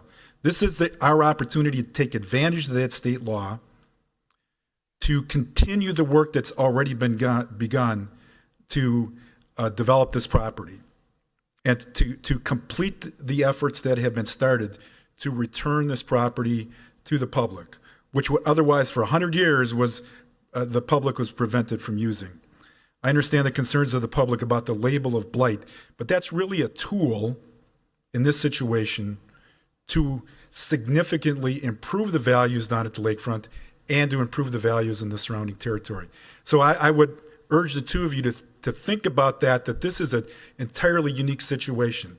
And I think if you look at the history of the city and use of its TID districts, it's been successful. The city has proven it knows how to use the TIF laws. Drexel Town Square is a perfect example of it. And I'm confident that this will be a perfect example of good use of the donate TIF situation. Thank you. Thank you, Mr. Haskins. Pat? I think Attorney Haskins answered my first question. My second one goes back to, I think it was Mr. Van Hoff, concern about being located near the boundaries, outside the boundaries, and I think you may have answered that. My understanding would be at some point of this development, those areas outside the boundary would actually see improved values and an upside. I'm just outside these boundaries, don't expect to be there by the time this all happens, but if I was, I'd be looking at it would be improving. Am I looking at that the right way? The creation of this district doesn't make a property blighted or not. They are what they are. Property's blighted or it isn't. So, I think moving forward, the whole point, the whole spirit of what we're trying to do at the lakefront is to obviously increase the property values for the properties in the boundaries and the surrounding areas. And that's what thoughtful development, that's what parkland development will do versus what we've seen here for, decades. So that is the goal. That's the entire goal of this plan. Okay. Anything else? I just wanted to, Go ahead. Pat, I think what you were really saying is that if a property is not part of this but adjacent to it and increases in value, we don't see that in these figures here, though, correct? The increase of surrounding property is not indicated. It's only properties within the boundary that are showing actual development would have increased. So not even all the properties in the district are showing an increase necessarily. But that is captured through the city's general collections, whether it, not only the cities, but the city, the county, school district, all the taxing jurisdictions, to the extent that improvements within the district increase the value of properties adjacent to that. And we've seen that not only at Drexel, but elsewhere. I mean, it does happen. It's not just a myth or a legend. I mean, these types of improvements do pay off for properties outside the district. So that has a positive impact in the sense that, those are revenues that are available to these taxing jurisdictions on the days that they happen, in the years they happen. Okay. In terms of I think in general, we're told that the city's been successful. Do we have any underperforming or lagging districts, TIF districts currently in the city? Lagging from projection? I think, and to be honest, one district that we just had some terrible timing on was TIF 7, which was created 2007, 2008, right before our entire world changed. And honestly, a lot of the issue with that was that a lot of the existing residential values in there dropped by 20, 30%. And we're still trying to recover that. Now, individual projects within that district, whether it's the Liberty Corporate Park or the expansion of the Campione Bakery, or whether it's, what was the other one that we had there?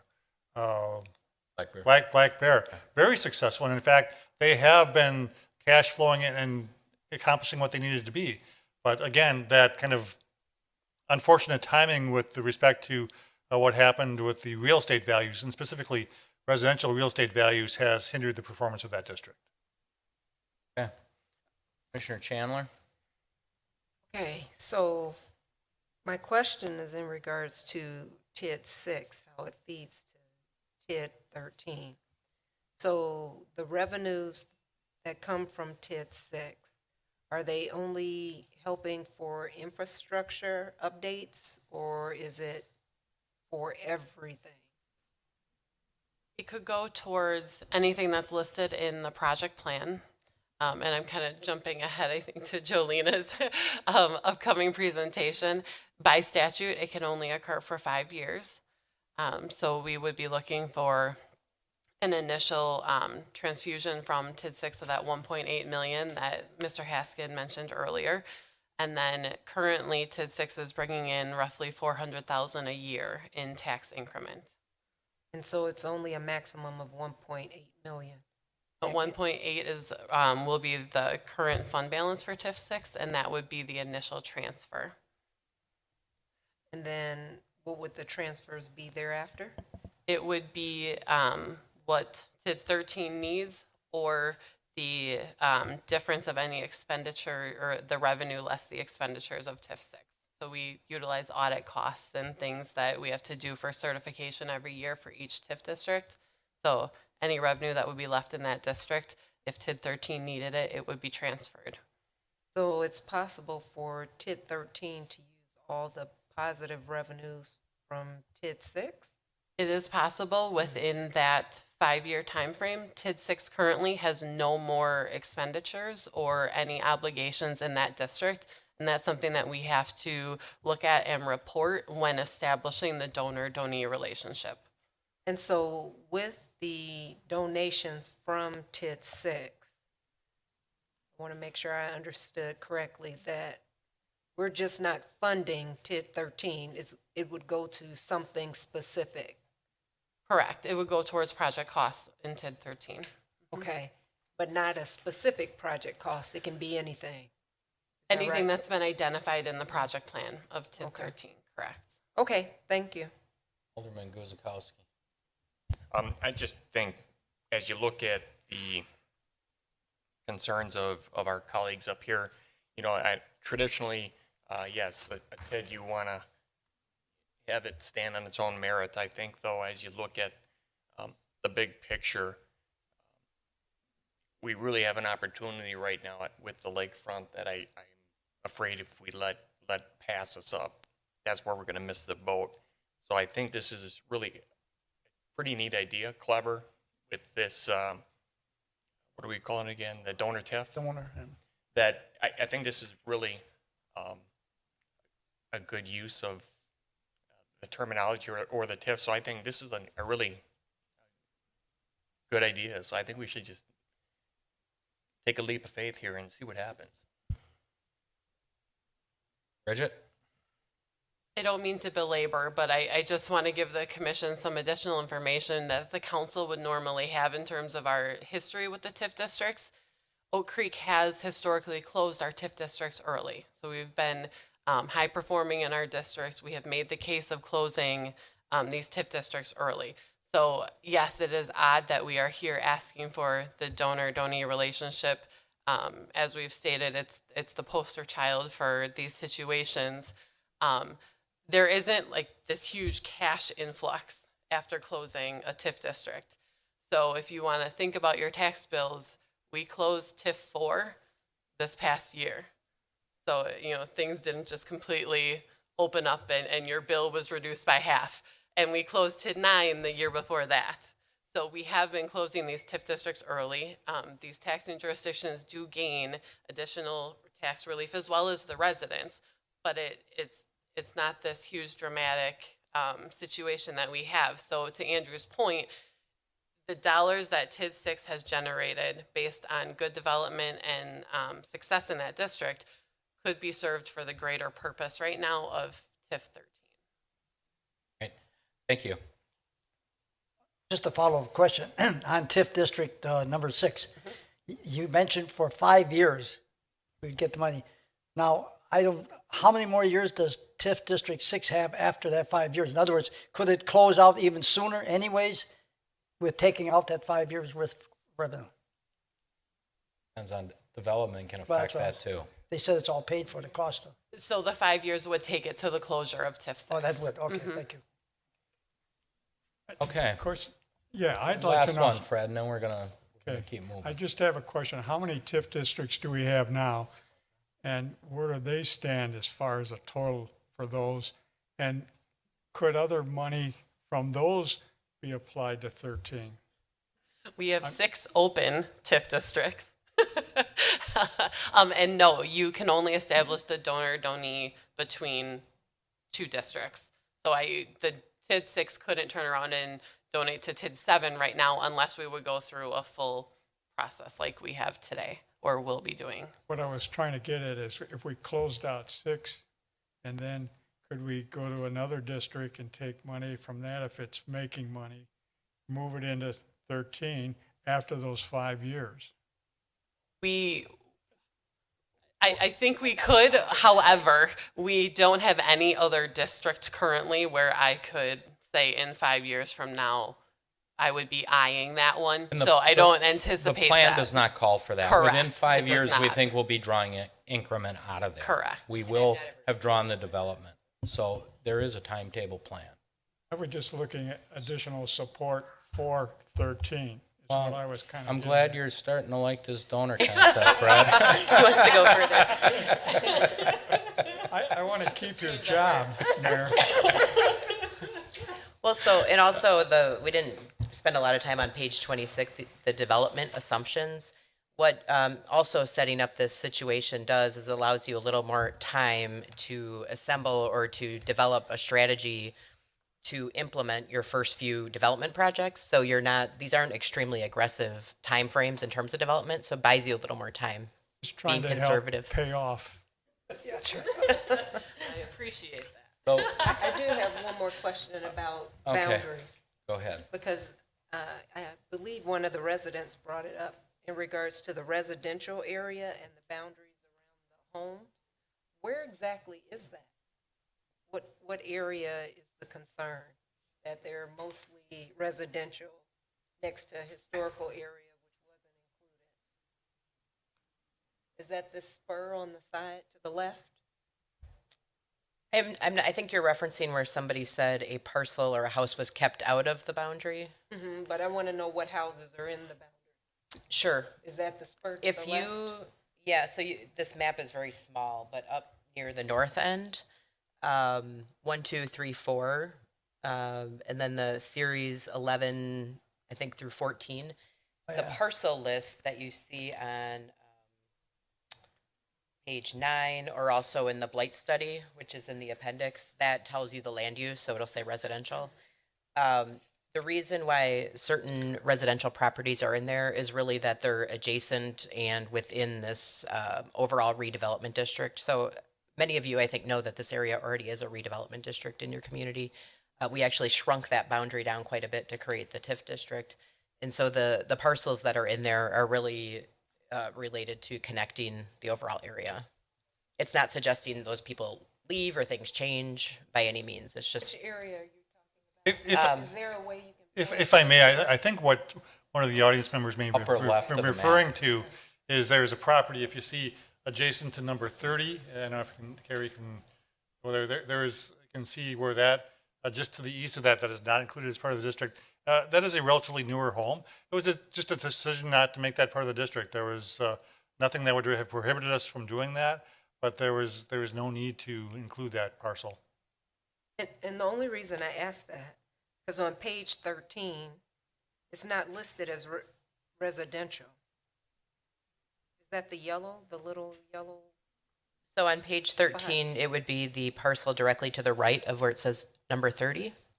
And there's just not a color on it because it's not within the boundary. So I thought the residents were saying it's in the boundary. I guess I am now lost. I think they were asking why was it not in? No, not the historic location. But to my understanding, there were residents' homes close to this historic location. Well, certainly there are homes west of Fifth Avenue in Carrollville that are not part of the district. If that's what they were referring to, this does not go west of Fifth Avenue except when you get to the south of Ryan Road.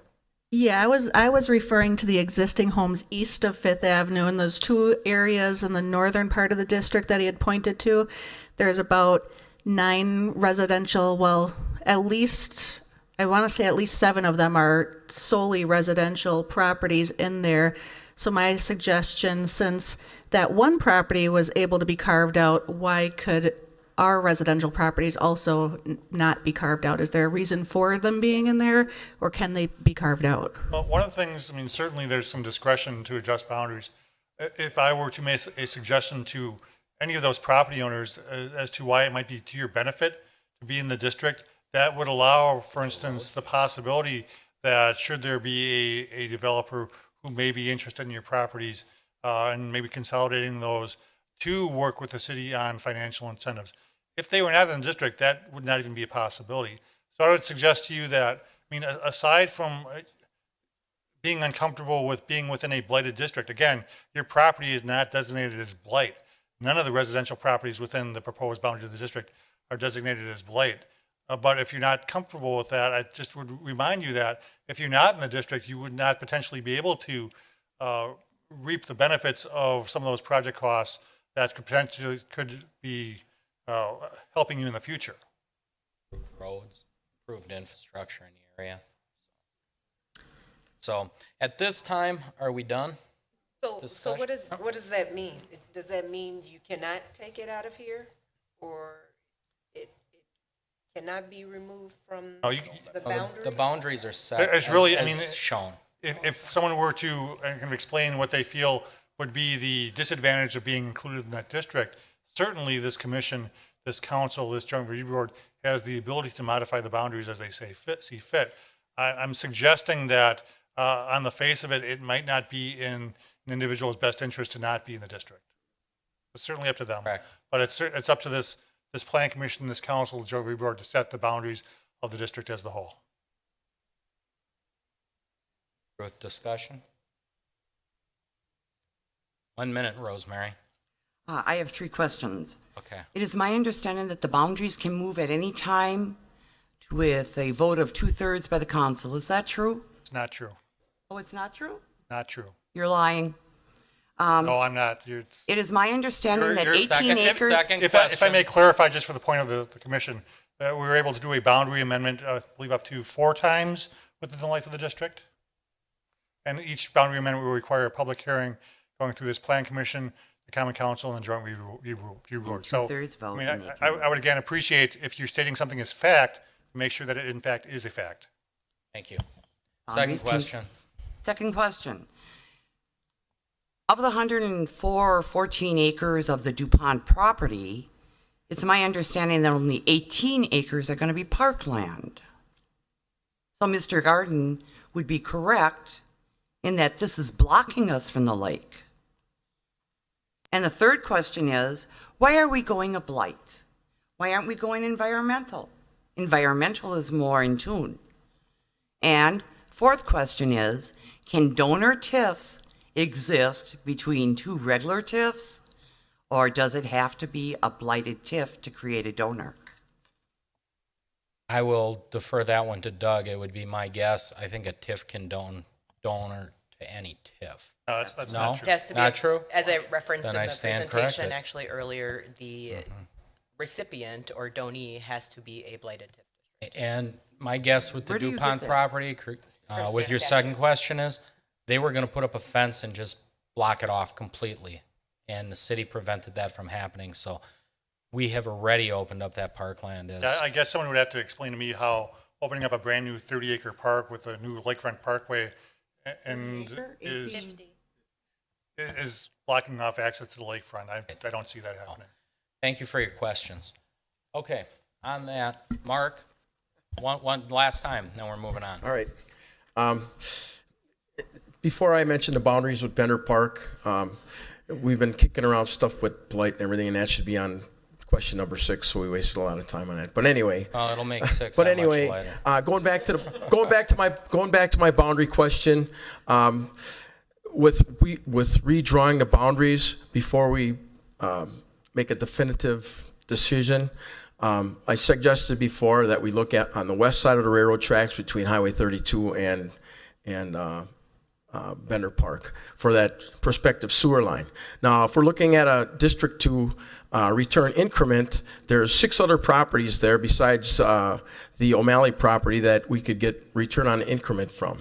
Then you don't have to run the sewer. The initial proposal is to run that sewer down along the railroad tracks in Bender Park. So and then we go to the question with the county refunding their tax money back to the TIF district. If you take Bender Park all the way out of it, you can't incur that money. But you can expand the TIF district at any time. So if we take Bender, the entirety, because we still don't have all of Bender Park in the TIF district. There's part of it left along Oakwood Road down to the south yet. So if we take Bender Park out of the initial plan, revise the boundary to the west side of the railroad tracks, you take up 5 more properties right there. There's another property that goes with the southern property on the east side of railroad tracks. So you have a potential to get increment off of probably 6 more properties. You can still run that sewer line down to address those properties on the south, on the east side of the railroad tracks.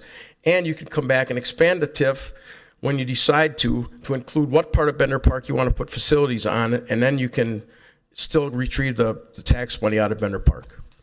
Thank you. Okay. That was a lot of thought there. Thank you. Again, the boundaries were thought out. It went through the Joint Review Board. It was approved by them. Not yet? I stand corrected. Thank you. It was introduced. It was introduced to the Joint Review Board. The Joint Review Board action comes at the end of this process. So if Plan Commission recommends this or approves this, it goes to Common Council. If Common Council approves it, then it goes to Joint Review Board. Thank you. This is a conceptual plan that's been agreed upon. I think Vanderwall said it best. They laid it out this way for ease, for the future and for all parties concerned. So with that, I'm ready to entertain a motion. Earl moves that the commission adopts resolution number 2017-03 approving the project plan and boundaries for tax incremental financing district number 13. Dickman seconds. Roll call. Dickman, aye. Grillo, aye. Kavich, aye. Guzekowski, aye. Earl, aye. Shepherd, aye. Chandler, aye. Great. Thank you. Does anybody need a break before we move on to the next marathon? Okay, we're gonna recess the meeting for a few moments. 5 minutes, 5B. please. TID number 6 project plan. Carrie? Official notice of public hearing, City of Oak Creek, Wisconsin Plan Commission. Please take notice that a public hearing will be held at 6 p.m. or thereafter on April 11, 2017, in the Common Council chambers on the lower level of City Hall, 8040 South 6th Street. Sorry, I'm trying to log in here. By the City of Oak Creek Plan Commission on the proposed amendment of Tax Incremental District, TID number 6, City of Oak Creek, Wisconsin. The purpose of the proposed amendment to the project plan for TID number 6, City of Oak Creek, Wisconsin, TID number 6 project plan amendment is to change the designation of TID number 6 as a donor TID to the proposed TID number 13 upon creation. The purpose of the public hearing is to hear those persons who wish to express their opinions for or against the TID number 6 project plan amendment. There is no additional cost in connection with the TID number 6 project plan amendment. Map and legal description of TID number 6 and the proposed TID number 6 project plan amendment can be viewed at the Oak Creek City Civic Center, City Hall, by appointment, 8040 South 6th Street, Monday through Friday between the hours of 7:30 a.m. and 4 p.m. Copy will be provided upon request. Any persons with questions regarding the proposed TID number 6 project plan amendment may call the planning department at 414-766-7000. The existing TID number 6 boundary was shown in the notice dated the 16th day of March 2017. Catherine Ruski, City Clerk, City of Oak Creek. This is a public hearing. Those who wish to speak on the item should approach the podium, clearly state your name and address, and address your comments to the commission. This hearing is now open. Thank you, Carrie. As Carrie mentioned, it is a public hearing. We'll have three calls for comment. First call. Mayor? Oh. If we proceed as we did before, we would like to start with a presentation by Jelena Presti of Vanderwall. Thank you. I forgot all about that, and you came all this way. Sorry about that. Thank you. This one will be a little shorter in terms of the presentation length. I think we covered a lot of it But already. no less important, of course, as this is the donation arm of the whole process. So just starting off, the project plan itself is more condensed in that all you need to do with an amendment is really to prepare an update to the parts of the original project plan, and there's one amendment already. This will be amendment number 2, which is an allocation amendment to TID number 6. So again, this is the same timeline up on the screen. Tonight we are having the Plan Commission public hearing. The next step would be action by City Council on May 16th, and then the JRB approval on June 12th. So I think we did cover this quite a bit already, but really this lays out what's required in creating the TIF district, creating the donor situation. Again, this is an allocation amendment per state statute, and this addresses the question that had come up. The recipient TID does need to be created as a blighted district, not less than 50% by area blighted. So that qualification has been met. We have to be able to prove that the donor TID has sufficient revenues to pay for the project costs under its own project plan, and that sufficient surplus revenues are available to pay for the costs as laid out in the recipient TID project plan. So it's a finding that the proposed allocation from TID 6 to 13 meets or is expected to meet all of these requirements. And we would have to see an allocation amendment project plan approval, of course, by the JRB. So here's just the brief stats. This was TID 6 is an industrial TID created in 2000. The total area is 38 acres. The original base value is stated. The general location is the west side of South 13th Street between Ryan Road and West Oakwood Road. Amendment number 1 was completed or put in place in 2011 as a $600,000 cash grant for a development incentive. And this amendment, which is amendment number 2, again, is an allocation amendment to create a donor TID, TID 13 as the recipient. So it's not a requirement, but just to point out on a map where the location of TID 6 is, it's the red box. And then the next slide shows you the actual property or boundary area for TID number 6. We are not proposing to change that. So again, simply TID number 6, amendment number 2 is the transfer of TID 6 fund balance of approximately $1.8 million to TID 13 on December 31st, 2017, and thereafter transfer approximately $400,000 annually to TID 13 for a duration of 5 years.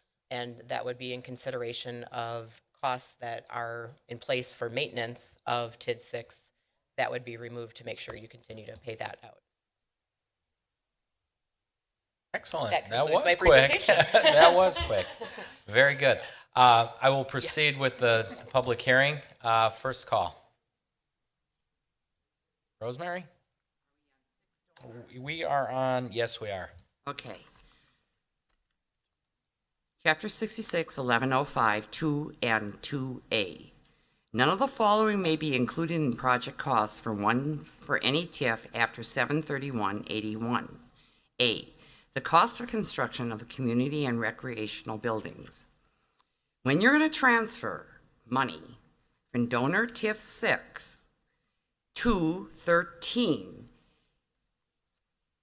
this action from August of 2016 specifically says you're going to use that money for recreational buildings.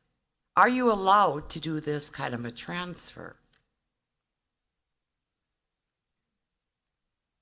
Well, finish your statement. You have 3 minutes, and then we'll go to questions after the public hearings, just as we did at the last one.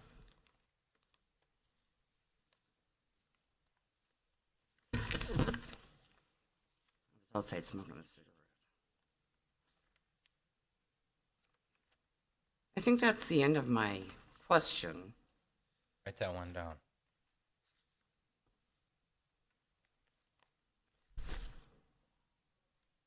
Thank you. Second call. Third and final call. Seeing none, I will close the public hearing, and we will open it up to comments and questions. Question. Yeah, can we address the question? Doug? I believe the specific question was, does the money, in this case, The project costs for TID 13, and I understand we're talking about 6, do not include money for recreational buildings. Those are not project costs. They're not eligible project costs. Correct. The 1.8 million transfer is reimbursing ourselves for money that was put into that district in preparation into TID 13.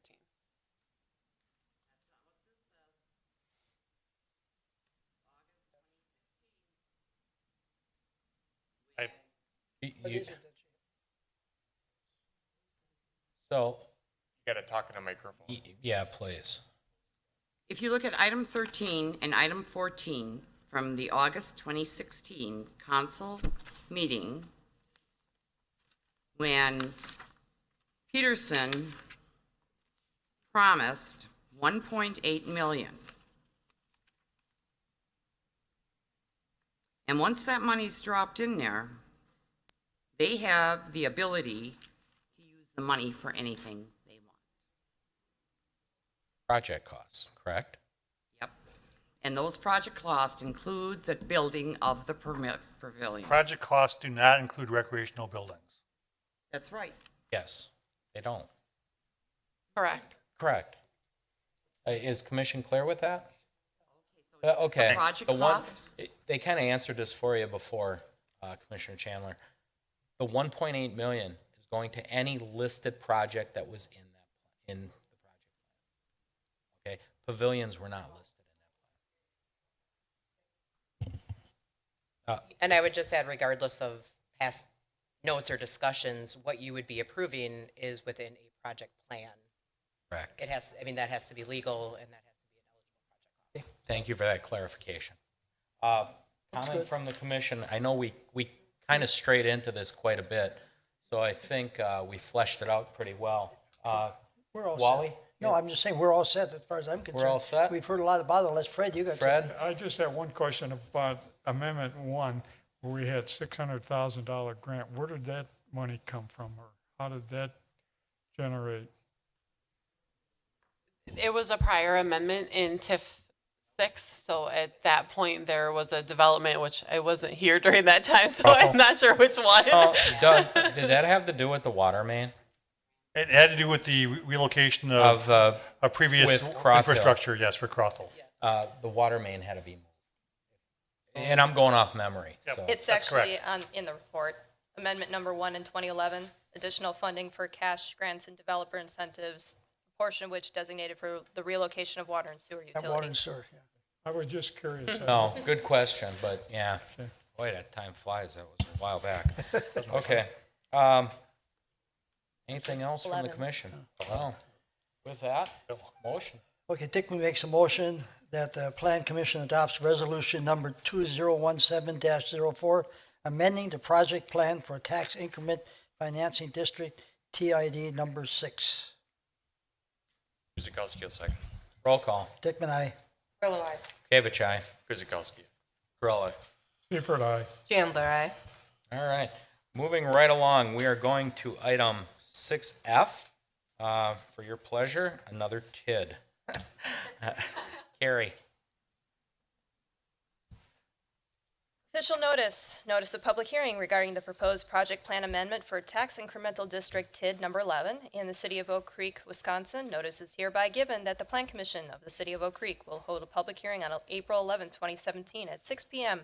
at the Oak Creek Civic Center, 8040 South 6th Street, Oak Creek, Wisconsin, regarding the proposed amendment to the project plan for TID number 11, TID number 11 project plan amendment in the city of Oak Creek, Wisconsin. The purpose of the TID number 11 project plan amendment is to update the cost for TID number 11 as further described below, which is TID number 11, generally located in the area that includes Drexel Town Square and includes various properties at various addresses located within the city of Oak Creek's limits. A map of the area was also included with the addresses. The Plan Commission will consider the TID number 11 project plan amendment for the purpose of funding eligible project costs, which may include but not be limited to street improvements, sanitary sewer, stormwater management, water main extensions, street lighting, potential cash grants made by the city to owners or lessees or developers of land located within TID number 11, otherwise known as development incentives, related organizational and administrative costs, and any other eligible project costs permitted by the tax incremental finance law. The eligible project costs for the TID number 11 project plan amendment are estimated at an additional $900,000 for the infrastructure and site improvements and an additional $10,151,562.50 subject to change by the Plan Commission and Council for cash grants and other development incentives. At the public hearing, all persons will be afforded a reasonable opportunity to be heard concerning the TID number 11 project plan amendment. A copy of the proposed TID number 11 project plan amendment can be viewed at the Oak Creek Civic Center by appointment, 8040 South 6th Street, Monday through Friday between the hours of 7:30 and 4 p.m.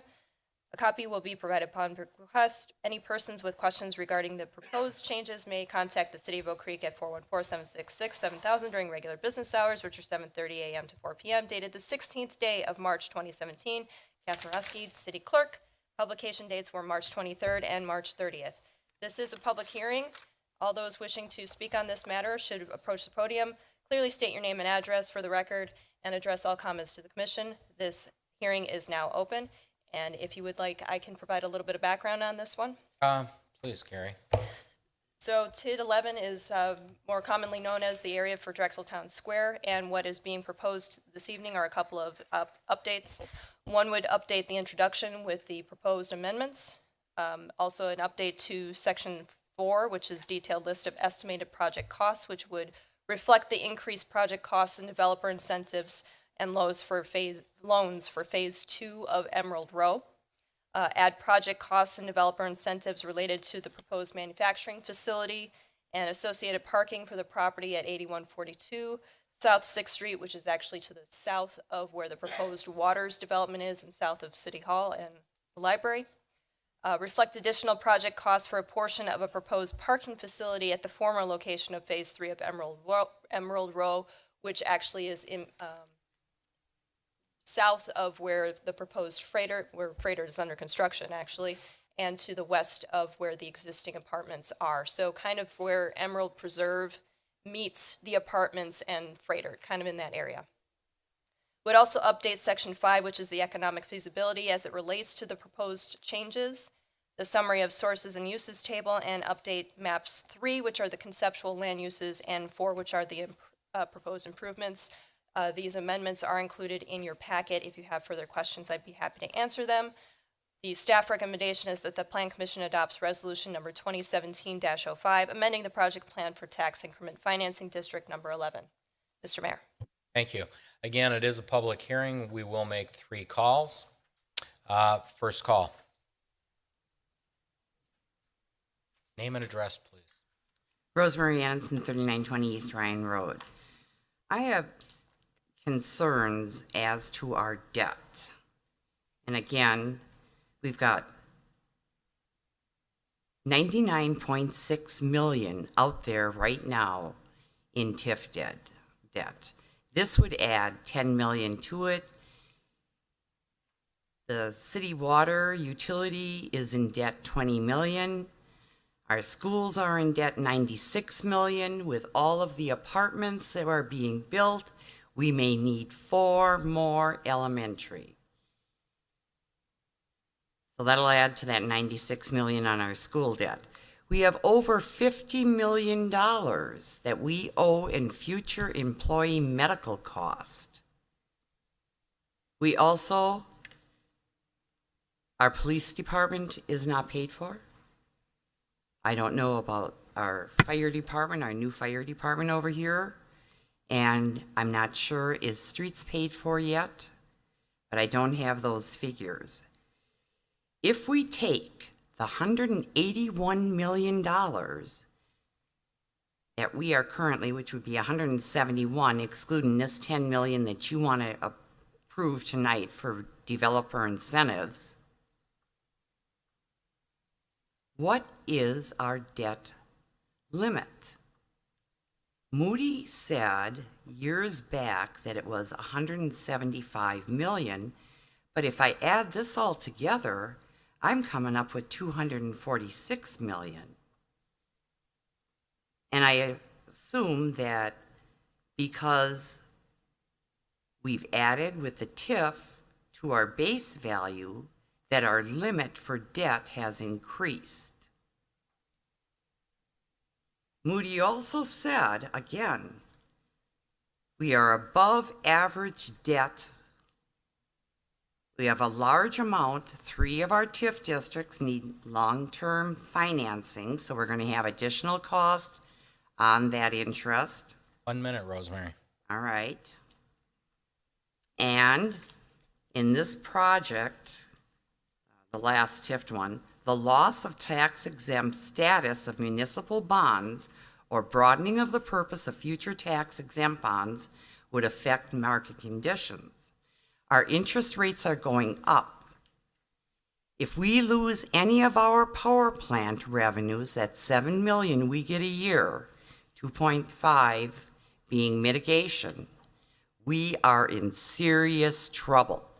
You will cause flight out of this community of anyone that can afford to get out, because the taxes are high now and they would go up rapidly. We would be faced with the same problem that Dale Richards had when we saw our taxes go up back then. Thank you. You are welcome. Second call.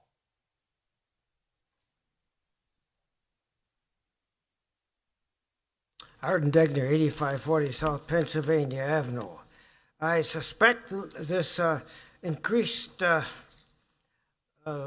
manufacturing facility is this Stowe's facility that's moving from Franklin, as I've heard about. However, I've also heard about a senior citizen complex with a courtyard and everything. So this must be only a temporary one. Next month you're going to come up with another TIF ad, right? What about this proposed senior plaza that's supposed to be just to the right of Marketplace and down further? Where does that show up in TIF 11?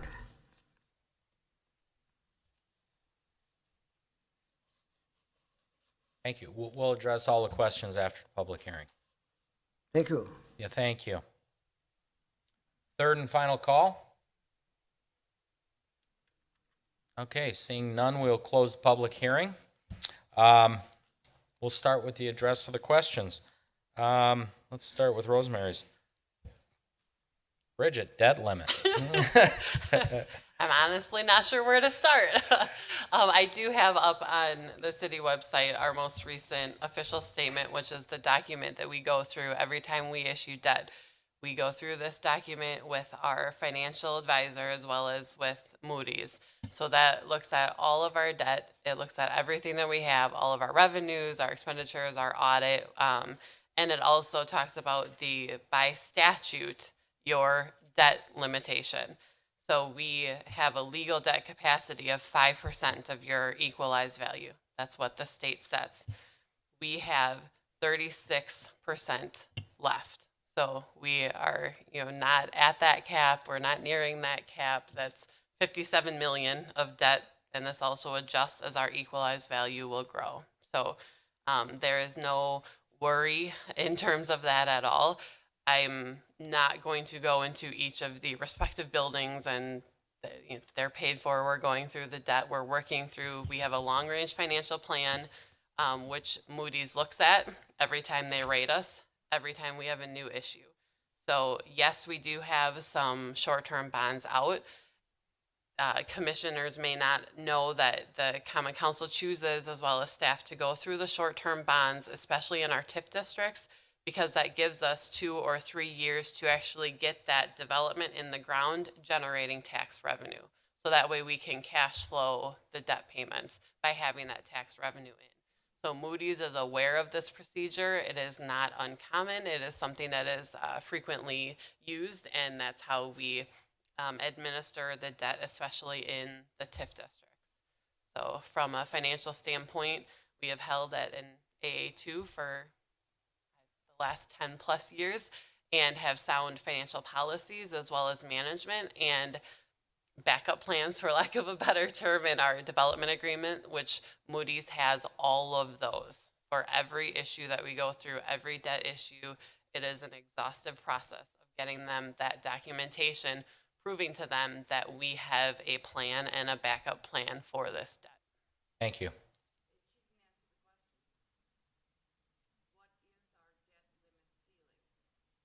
I did answer that You question. did. Right at the very beginning.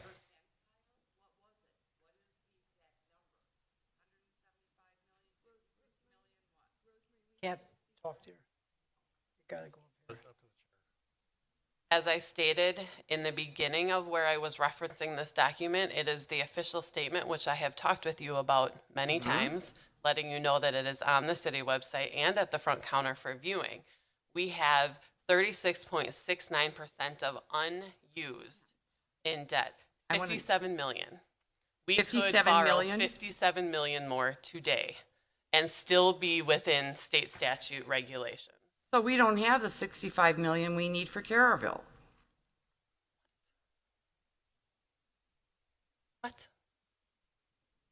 The Caraville cost, Lake Vista, whatever you want to call it, was 65,279,000, and we only have 57 million in available. Again, anything that was in the project plan tonight is conceptual. So where our debt limit is today is not going to be where our debt limit is 5 years from now when we decide to go into bonding. So state statutes are pretty tight. We have financial advisors and staff on hand that will be monitoring our debt along the way to ensure we are within guidelines. And again, please stick to the agenda item. Appreciate it. It's right And, now we're on and kid as the 11. debt increases, then our bonding expense and interest rates increase when we get higher on that. She did give you the explanation, so thank you. Okay. Just real quick, Bridget, thank you. And the website, a great resource. Thank you for having that information there for all to see whenever you want to see it. So people don't really need to call and talk if they can't get hold of someone. A lot of that information is right there. Correct. Great. Excellent. Doug, you want to address the senior complex? I got a little, or Carrie? The proposed development for the Waters, which is the senior independent living and 16 units of memory care that's actually to the east of where we currently sit, that proposal did not actually request any TIF financing or developer incentive for the entire project. Great, so they're just going to help us along. Thank you for that explanation. I will now open it up to the commission.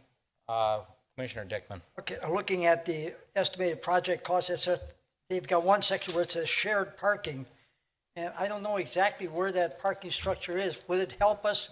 You know, we got a parking problem, obviously, with our restaurants over here. Yeah.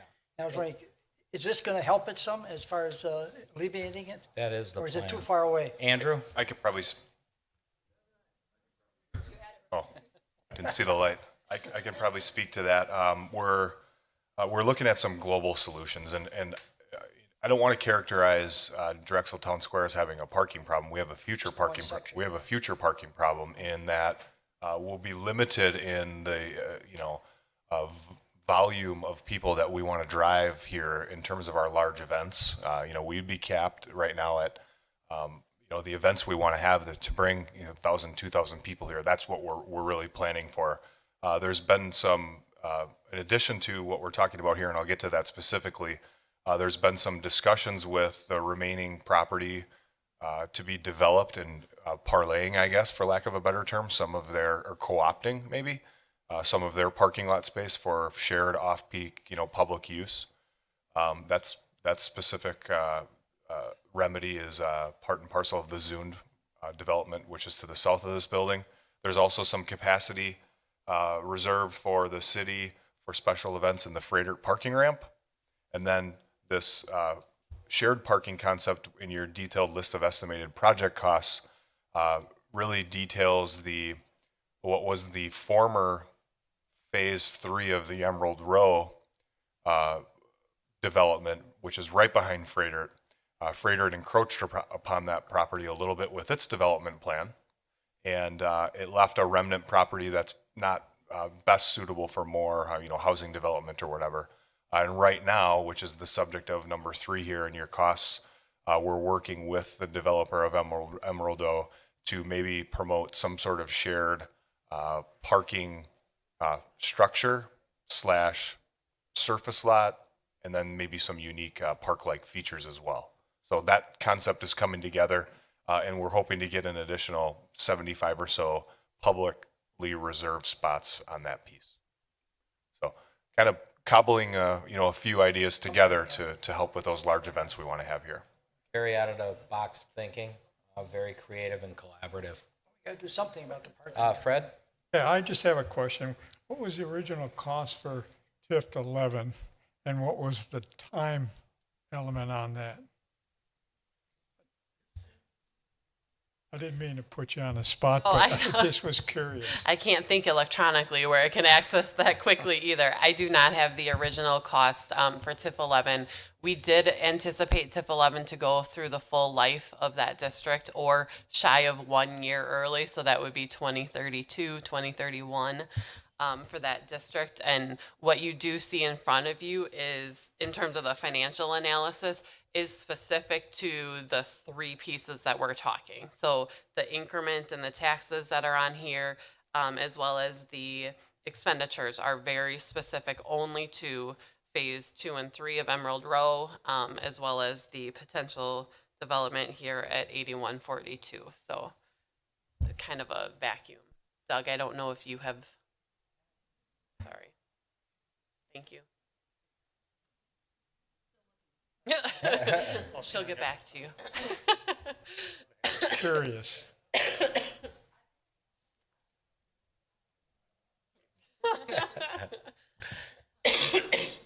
But keep in mind, as So- Carrie said, this is limited to those three projects. Okay, so what I have from the original project plan, the total estimated project costs, is that what we're looking for? Right. That figure? Okay, so the total estimated project costs originally in TID 11 was $19,992,000, Roughly 20 million. roughly. It's increased, but that was the original project plan, estimated cost. Any comment or question? There was a question as to orientation. What I'm going to do is show you the map right here. So, oh, you've got, okay, so where we were talking about for the former Emerald Row Phase 3 is, if you can see where my cursor is, Yeah. that's where Phase 3 would have been. And Freighted is just to the north of that, and we have Emerald Preserve here, and Emerald Row Apartments existing is right here. So right in that corner where all three meet, that's where we're talking. Very awkward property that got left. Right. And then as far as the manufacturing facility is concerned, we're right here, and it's proposed just south of us. What? I'm sorry, I didn't catch it. Would you say that again, Craig? So the proposed manufacturing facility, Oh, okay. yeah, that's going to be just south of where we are right now. South of there. Okay, thank you. One more question. Would there be additional amendments to TIF 11 for the finishing up of Drexel Town Square?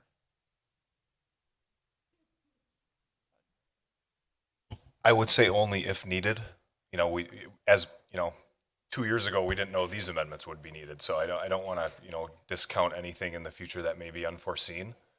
But, certainly we're rounding out the property to be under contract and to be developed. So there's only a few pieces left. So those opportunities for needed further amendments are waning. The build out here has been tremendous. What you've experienced is not the norm. Oak Creek's being singled out all over the state for its build out here. And it's really a credit to the entire city and the staff. It's really quite amazing the interest it's drawn. What I'm kind of getting at too is that with these additions, we're really making improvements already, but Drexel Town Square has sold itself. So do we need to have any additional improvements and corrections adding to the TIF to make it a successful?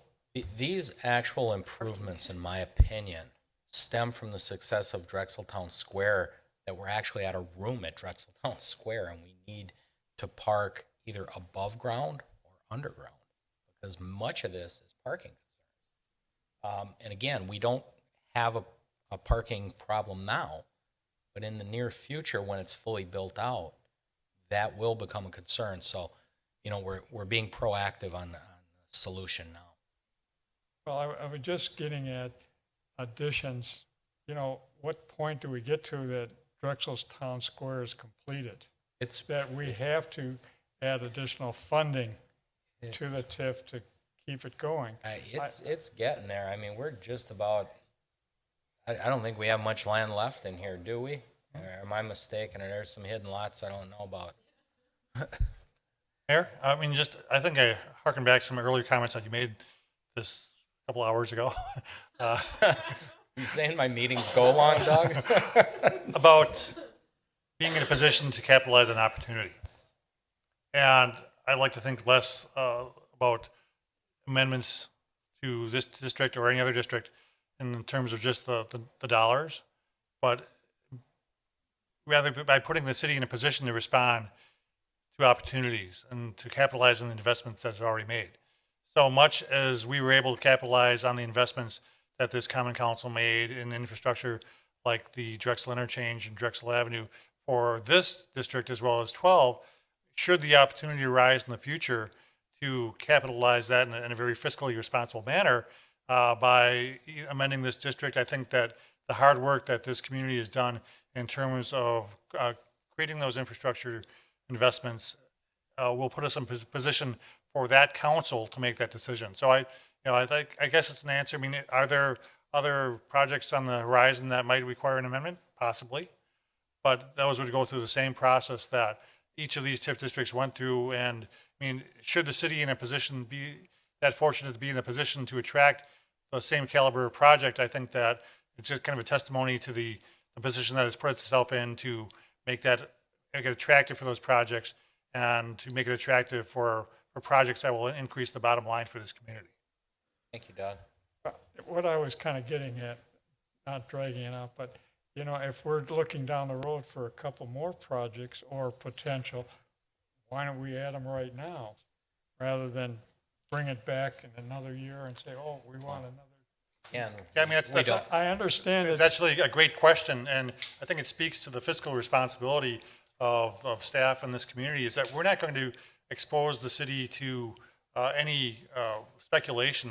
When we bring projects to you, when we bring a development agreement to you, we do it with the financial backing that we can be certain when we say to you that this is, you know, this will work. I mean, we could certainly do a number of projects. You know, we could go out there, we could repave Drexel Avenue, reconstruct Drexel Avenue.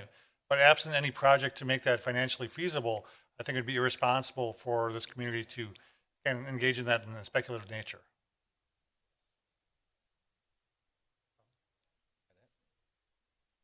Wally? I just want to go back. Somebody mentioned, I think you did too, that we don't have a parking problem now.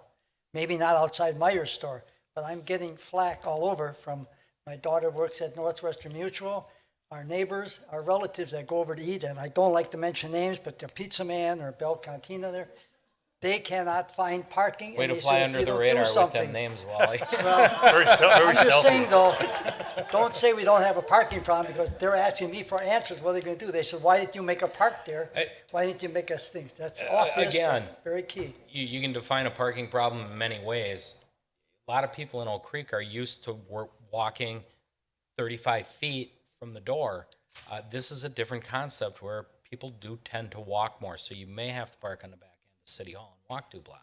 That's what I told them. That's what I tell now, them. City Hall. People, Here's a good you know, answer. I mean, we had over 2,000 people here at the square, probably for the egg hunt and for the trains. People did find places to hunt. We did accommodate that crowd. Now, was it friendly for everybody? No. So what we're trying to do is find solutions to make it a little more user-friendly. But without belaboring the point, I think the answer you can give to your daughter is that as the additional retail developments come online, they're not all going to have the same traffic generators, but they'll be increasing parking fields that will greatly assist in that And development. that is a good point, Doug. You're correct. So, but again, we're trying to be proactive to what we see coming. So, Wally, I just want to mention, we also have a bus service now in Drexel Town Square. Route 80. No, the people at Northwestern Mutual only have a fixed time to go and eat. Okay, you know, that's what she's saying. So they like to come over by us. They love the restaurants we have. So it's, you know, I think that's good. that's true. So if we be proactive, maybe we can provide them Yeah. with something. Okay. So anyways, anything else from anybody else on TID 11? If not, let's move on it and hit the next one. Earl moves the commission adopts resolution number 2017-05. On the right one? It's so many. Amending the project plan for tax increment financing district TID number 11. Do you want to, excuse me, do you want to put a cost on it? I mean, a dollar value, or do you just want to? No, it's as written. Okay. Okay. Roll call. Dick and I. Carlo, I. Gavich, aye. Guzekowski, Corolla. Secret eye. Chandler, aye. All right. I just, Okay, I think we're done with the public hearings. Moving right along, 6G, sign plan review by Rob Kozloff, Valentine Coffee at 7981 South 6th. Carrie? No, it's me. Pete? You're back? You're I'm still back. here? I felt a little neglected there. I thought we were drifting apart tonight. This is bringing back the sign plan review for any development in Drexel Town Square. Requires plan commission approval. Prior to this plan being approved, they needed to request the variance to see if they could even put up any of the flag sign or the wall sign.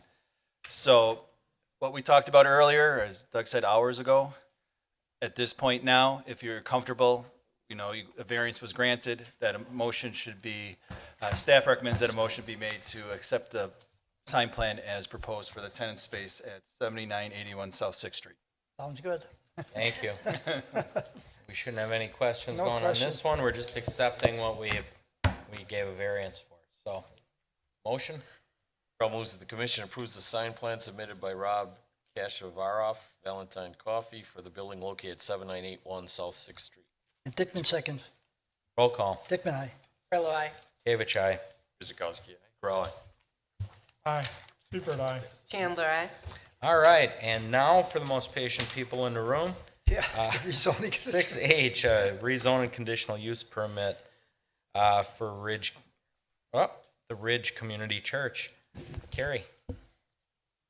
Okay, so, as we had discussed previously with some modifications to our overlay district, the Ridge Community Church is seeking to rezone the properties as 6912 and 6912R, which are concurrently occupied with the Marcus Value Cinema development, to be rezoned from B2 to an RD1, RS4 to I1 institutional, as they wish to use the existing building for their church.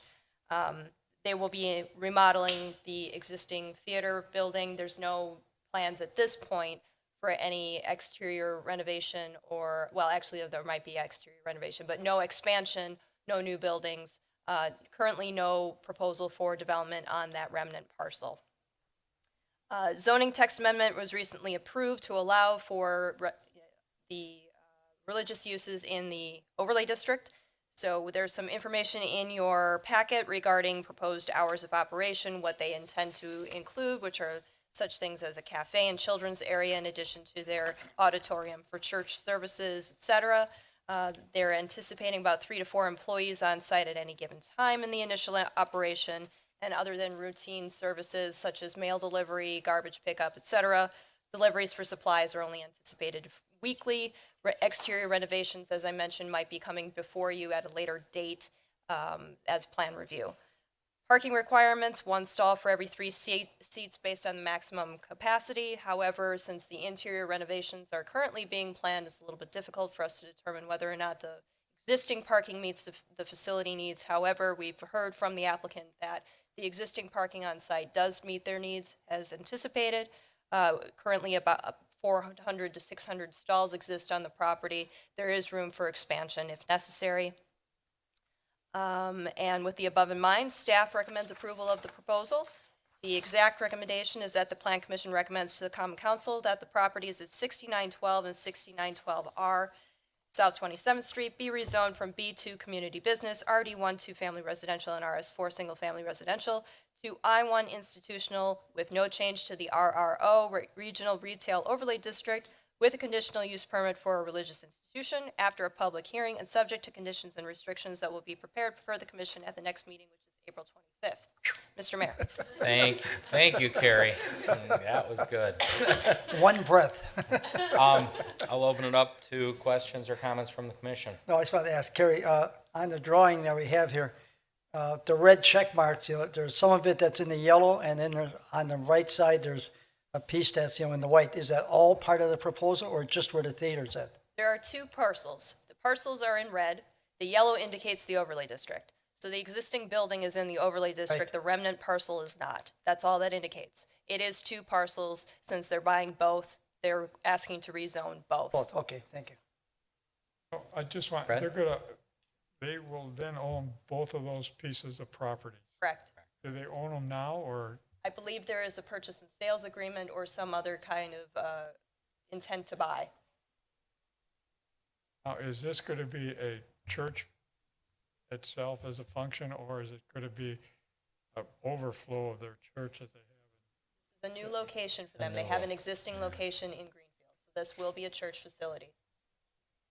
Everything will move over here in Oak Creek? No. No, it's a second That's- location. Location. They actually have It's an many expansion. members within Yeah, the Oak the Creek, I know south, there's 300. southeastern Wisconsin. So it's an here, expansion. So It's it'll just be, an- they will keep the facility in Greenfield, and this will be a new facility Okay. here. No argument, I'm just Yeah. trying to Okay, verify. good. Dawn? Chris? Great, Pat? great fit. Chauncey? All right. They're coming back when? May or April? I'm sorry The for, next meeting, next meeting will be for conditions and restrictions, April 25th. so could I respectfully ask for them to be higher up on the agenda? How- Yes, because to they are go sit conditions through and as long- restrictions, they will be higher up But on the agenda next time. Okay, that's a good point. No pun. That's okay. But we do thank you for your patience. Yeah. Well, maybe they learned So, something, I don't know. With that, Don't get on the plan commission. motion? Dawn. Okay, and Dick, Pat, do you want to do it or Oh, something? Wally, It's knock it not out. 9 o'clock. We Okay. gotta go after 9 Yeah, we o'clock. gotta We gotta get pull it a past little nine. farther. We gotta wait Okay, till Dickman makes a motion, the plan commission recommends to the common council that the properties of 6912 and 6912R South 27th Street be rezoned from B2 Community Business, RD1 two-family residential, and RS4 single-family residential to I-1 institutional. And it says no change to RRO, which is the Regional Retail Overlay District, with a conditional use permit for a religious institution after a public hearing and subject to conditions and restrictions that will be prepared for the commission at the next meeting on April 25th, 2017, and they will be first on the agenda. I didn't say first. Don't forget. 12 seconds. Roll call. Dickman, aye. Carrillo, aye. Kavich, aye. Guzekowski. Crowell, aye. Seifert, aye. Chandler, aye. Great. Before we adjourn, just a slight comment. I'd like to thank the staff for being well prepared. These aren't easy subjects. Questions come out all over and lead to other things, and you guys handled yourself great. We couldn't get through there without you, so appreciate all your hard work. And also, commissioners, you guys do a really good job vetting us out. This isn't common ground for you. You actually make council work a little bit easier by trashing it out here. Okay, Mayor, how about a pay raise for us, for the citizens? The new mayor? Geez, guy comes back from vacation and right away he needs. I'll to make the his palm motion, grease. Wally. Yeah, not in the budget, yeah. Anyhow, for that, we will look for adjournment. Carrillo moves to adjourn at 8:59. Seifert seconds. We need a That's second. what it says. Second, I said we'd be here You past 9. can't second it, you gotta wait till 9. Crowell seconds. Okay, Dickman, aye. Carrillo, aye. Kavich, aye. Guzekowski, aye. Crowell, aye. Seifert, aye. Chandler, aye. Again, thank you for joining us. We realize the meetings went a little long, but I encourage you, get out there, celebrate Oak Creek, and discover everything Oak Creek has to offer. Thank you. Blessed Easter.